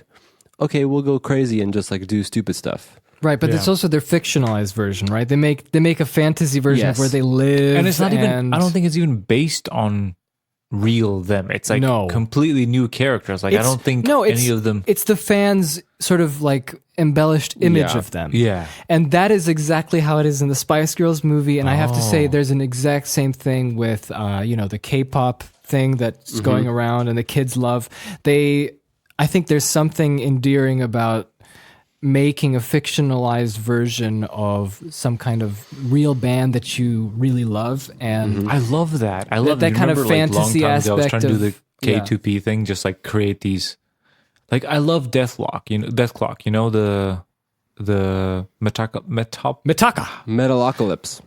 exactly, Jacob. Metalocalypse. It's do you know about this, Jacob? Oh, sorry. Philip. Yeah. It's like, the world is taken over by this metal band who's the most popular. And it's exactly like, they're just a bunch of idiots. And it's like this created world. And the other thing that I was thinking about is like, you mentioned the Spice Girls movie. Is there something that is happening? Is an artist or a band creating a movie, which is essentially a really long music video with like funny bits? But I remember Beyonce did like a movie, which was her whole album.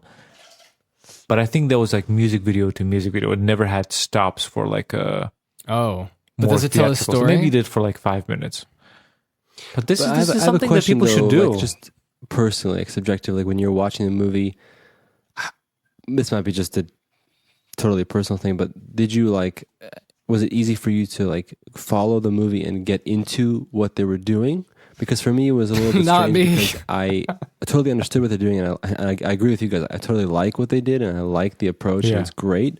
But like personally, I just had trouble like following it and being like, haha, or cool. Yeah, you know? I feel like this It was was- made for people who love the Beatles in 1965. Right. Exactly Yeah. the same thing. It was made for 1960. It was far removed. It took me like a half an hour to get into it. Yeah. Like the humor and the references and the way they're acting, it was like way out of your time. You're Right. like, Right. It took some adjustment to do. that's why there's some jokes that I liked. I wrote them down. Oh, share tell us them. the jokes so they There's will two. not be There's- funny. There's two that I laughed out loud really hard. One is they're at the government person office and a phone rings and John Lennon picks up one phone on the left to give it to him, but it's actually the right one laughing. Ah, yes. That was a funny joke. And the other one is when they get to the Bahamas. And again, the government person, I don't know why I found this funny. He goes to inspect the soldiers. And this may be a racist joke, but it was funny because he's inspecting the troops and they keep saying different names. But then, and it's a close-up shot, and then you like do like a wide shot, and it's and he's going from one person to another, and the first guy who's first slowly walks behind the row and goes back, so it's like an endless line of soldiers, but it's only like 5 guys. Okay, gotcha. Did you see that scene? I laughed so hard, like I didn't expect that at all. I was like, "Where's this joke going?" Because Yeah. he goes like, "Oh, SP5, SP97." I'm like, "Is this a joke?" They're like saying these people are numbers, not real people, and then you see the wide shot and they're like switching back, and I was like, "That's hilarious." Yeah. Yeah, I mean this film was a trip. This was I a think trip. for I was- me, probably I liked this viewing, like at this time in my life and at this point in time. I actually liked the weird music videos, basically, that were. So you just like the music videos? Well, no, yeah. I'm not saying it's just like, I'm just saying that like subjectively watching this film this time around, that was the most invested I was in because I liked the songs. And it was nice to like revisit the music. Yeah. Yeah, and I guess it just got me thinking about more like, you know, in terms of, this could be like the older you get, or maybe it's just me, but like the older I get, the more I am interested and appreciate songwriting in terms of what makes a good song good versus just like, you know, when you're younger, maybe you like more esoteric, specific music. Where I think that now I think I'm more interested in appreciating like, oh, you know, what makes the classics really good and what makes a good song good. But that's a tangent. Those yes. music videos are really nice. Like there were some cinematography and a couple of those that I was like, oh, this is really cool. But you know, it's interesting looking at it because I'm pretty sure I know that they were also, I don't know what the story is behind who wrote it and how the production worked, but my sense was that they were like making fun of the whole, in a sense, like show business by like having this like bizarre film, and it's just like in between our, you know, the songs, which is why we're here. You know, like you could tell that it's like in your face. You think there was like they had like a secondary kind of alternative motive to the thing? No. Or I'm was it saying, just like a side I'm saying that effect? it's all like making fun of the whole showbiz industry, in a sense. Like, look, you know, we're the Beatles, and like the Beatles know that their songs are good, but they're like taking it so not seriously, which is in my opinion the best approach, which is like they're making fun of themselves, you know, like having to promote the songs in the film. So it's almost like product placement in the movie, making fun of movies who do that seriously, you know? I guess it's almost so. like a meta story, which I like. It's funny. I mean, yeah, that's kind of this movie Exactly, in that's the whole general. movie. It's just doing silly things, and it really feels like it was something for fans to enjoy. Yeah. And I don't know. I'm like, because I was like really baffled. Like, what's the story behind it? What's the idea of it? Like, I know what it is, but how do they come up with it? You know, what was the procedure that went? I don't know what the We're gonna do background this weird Looney Tunes / Monty Python, which didn't exist at that time, but whatever. Comedy. Well, look, I can read some Wikipedia. It says the Beatles said the film was inspired by the classic Marx Brothers film Duck Soup, which is funny, by the way. Duck Soup is really funny. it's a good movie. That's a good Yeah. movie. I liked it. So they just like these are things we like. It was make also it like directly that. But this really satirical of the wasn't- James but this Bond wasn't scenes of the Duck films. By the Soup. way, there were some James Bond cues Oh copied. yeah, there were. I was like, There was, but there's a. I laughed out loud where, so the main sect religious guy, he's got this girl assistant who apparently her sister's about to get assassinated or whatever, or sacrificed, and she's portrayed as like her helper, and she's trying to get the ring off of Ringo Starr for a while, and there's this one scene she's trying to get a ring off him, and then she looks at the camera, and is like, I don't know what she said, but it's like. I am not what I seem. Exactly. And it's like, wait, what? That was great. I think that was my favorite line in the whole movie. That's why I remember it. And then she's just like helping, she's like double crossing the main sacrificial man, and she's just helping the Hey, Beatles. so it's interesting. Look, this is a quote from John Lennon. He says, "The movie was out of our control. With A Hard Day's Night, we had a lot of input, and it was semi-realistic. But with help, Dick Lester didn't tell us what it was all about." So they just, because it makes sense, because there's a lot of scenes where they're doing the music video parts where they're recording, and they're just laughing. Listen to this. Like it says here, 10 years later, Lennon was more charitable. I realized looking back how advanced it was. It was a precursor to the Batman powwow on TV, that kind of stuff. But Lester never Sure. explained it to us, partly maybe because we hadn't spent a lot of time together between A Hard Day's Night and Help, and partly because we were smoking marijuana for breakfast during that period. Nobody could communicate with us. It was all glazed eyes and giggling all the time, in our own world. It's like doing nothing most of the time, but still having to rise at 7 a.m. So we became bored. Dude, this explains everything. Kind of shows, I don't know. That like, explains exactly everything. Their attitude and the whole movie. That's hilarious. That's great, actually. yeah. It's just like, yeah, what's happening today? Yeah, I'll send this, Yeah. sell this line. I had to turn on the subtitles because I didn't understand whatever they're saying. really? Nothing. Yeah, Dick Lester, Richard Lester is the Who's director, Richard and Lester? I Rings a thought bell. yeah, exactly, and he directed Superman 2. Oh, But really? but in general, Richard Donner directed both Superman 1 and 2 when they were filming it True. at once, and Richard Lester had to do like the post-production reshoots, just because Richard Donner was let go from Superman 2. Now we have two cuts. We have the Donner cut and we have the original one that came out in theaters, directed by Richard Lester. Yeah. There you go. That's all I know. So, That's all I know. Any thoughts on? All I know. I'm curious. My I'm thoughts curious are as that to- honestly, I was hard to watch for me. I Yeah. understood what they were doing, but it wasn't my crowd. But I understand the charm. I understand the funnies. It was very much like something you would make for a music band or some kind of phenomenon that has a lot of big fans, and But they it's love interesting to because see of that its kind time. of. I think it was thing. very novel. I I don't think it was think very ahead of things- its time. Like even the music videos, Maybe. like MTV didn't come like 20 years after that. Like that stuff is. Like, I like the fact that it was bizarre, and I think it was probably one of the early incidents where a band was like intentionally being portrayed as silly, even though we all knew that they were good, which is something that, because, you have the other end of the spectrum, which is like, we have to make the band look amazing and cool. Yeah, like they're like the geniuses Yeah. writing these. And this is like, whenever you go the opposite end of the spectrum, it's like, we'll be idiots. It actually is in your favor then. You actually look cooler, Yeah, guys. Is there I agree. there a TV show? I watching this movie, having the Beatles, the way their posture is and the way they do things and how they randomly touch things. I had a really vague flashback to a cartoon where the Beatles did this thing, like as cartoon characters. Is there such a thing? there is a movie called Yellow Submarine. right. But that's the Beatles. I think Tim's That's the Beatles. You're thinking of something else?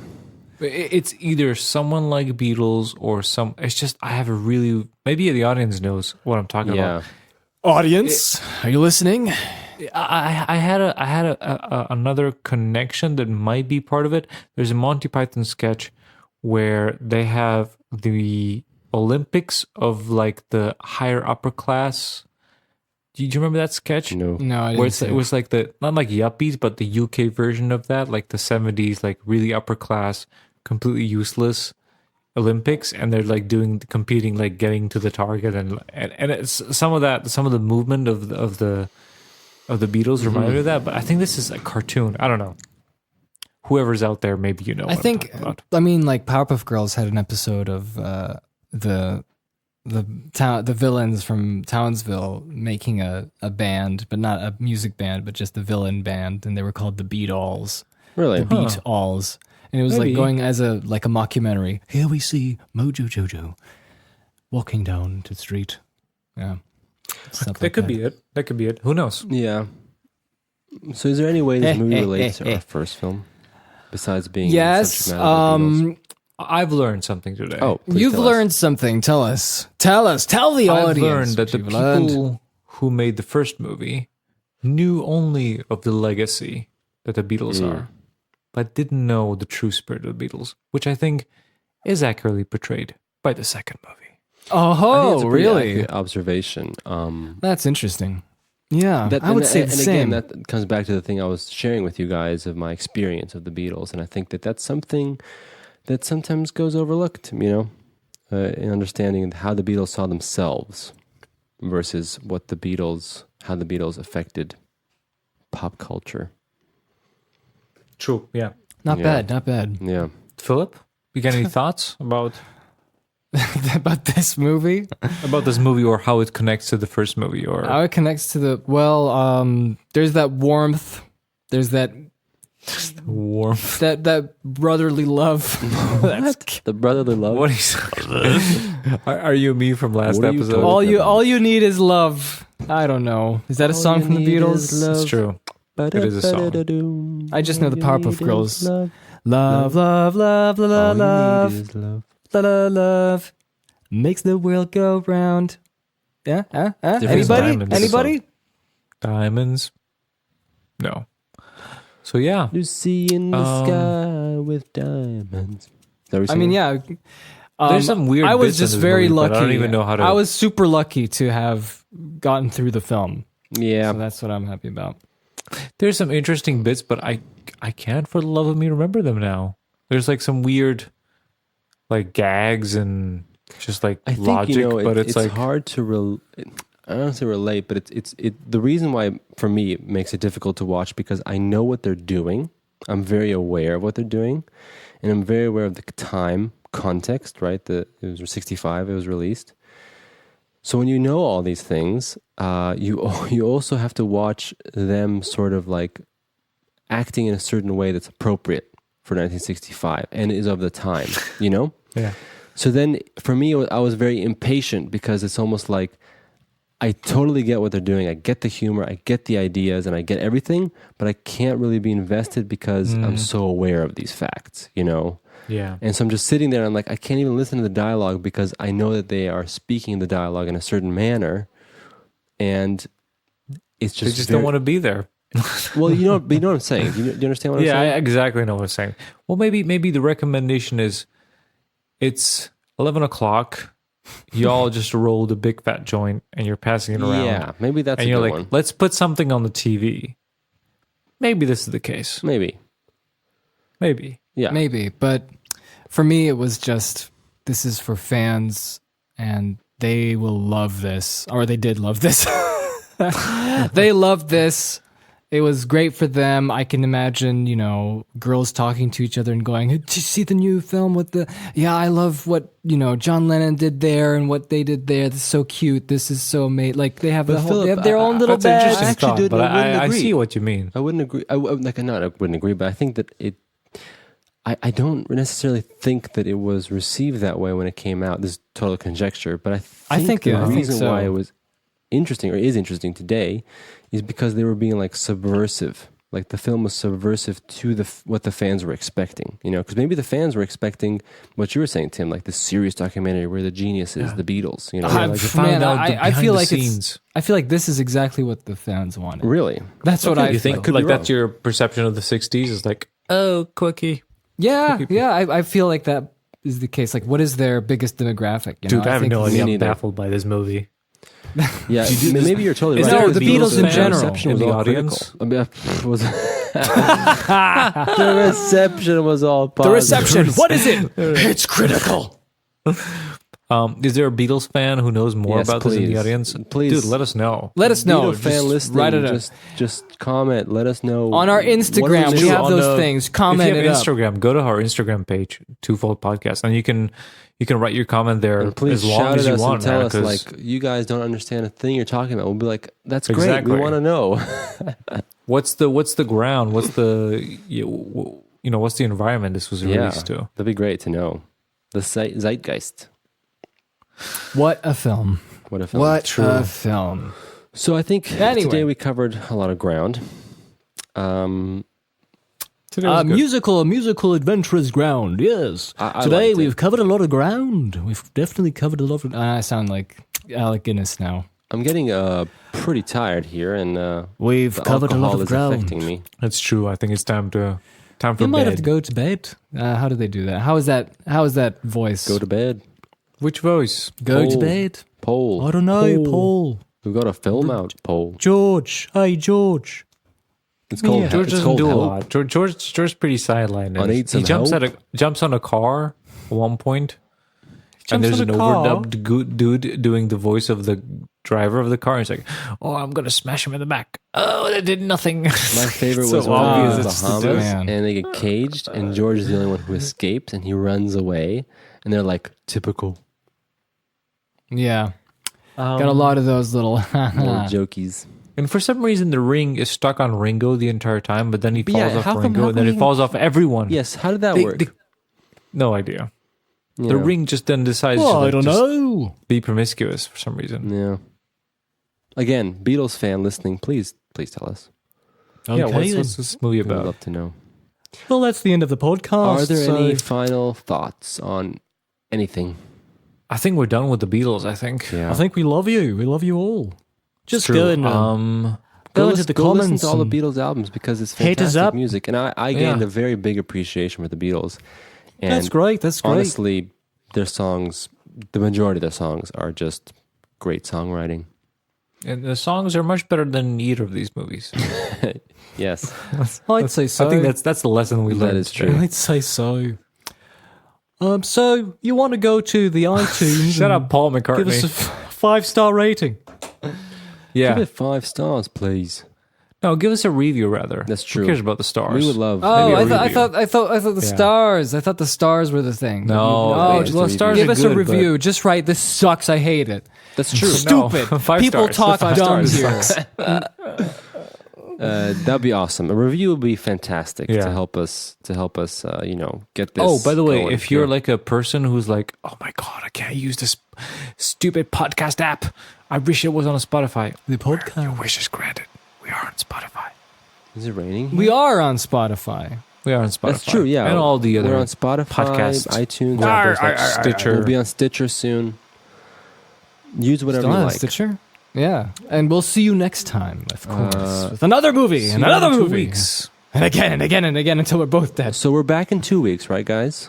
Yes. And- We're not sure which movie it'll be, but we'll probably maybe tease it on Instagram. I think we will. We'll let you know so you can catch it. So you hit can us, follow hit it. us up on know. Instagram and let us know what you think. Are we Beatles stupid or are we Beatles smart? Oh, well, definitely stupid. I don't know. I don't know anything about that's the true. Beatles. That's true. It is true. I think it's been foretold.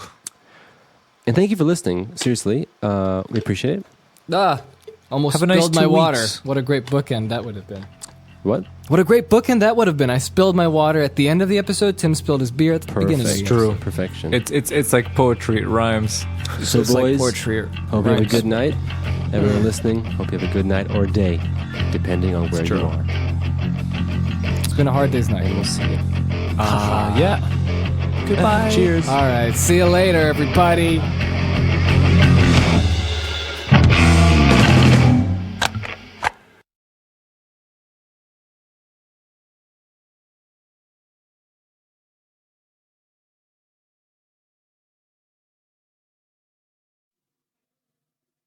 Is it good? Are we Okay, good? break time.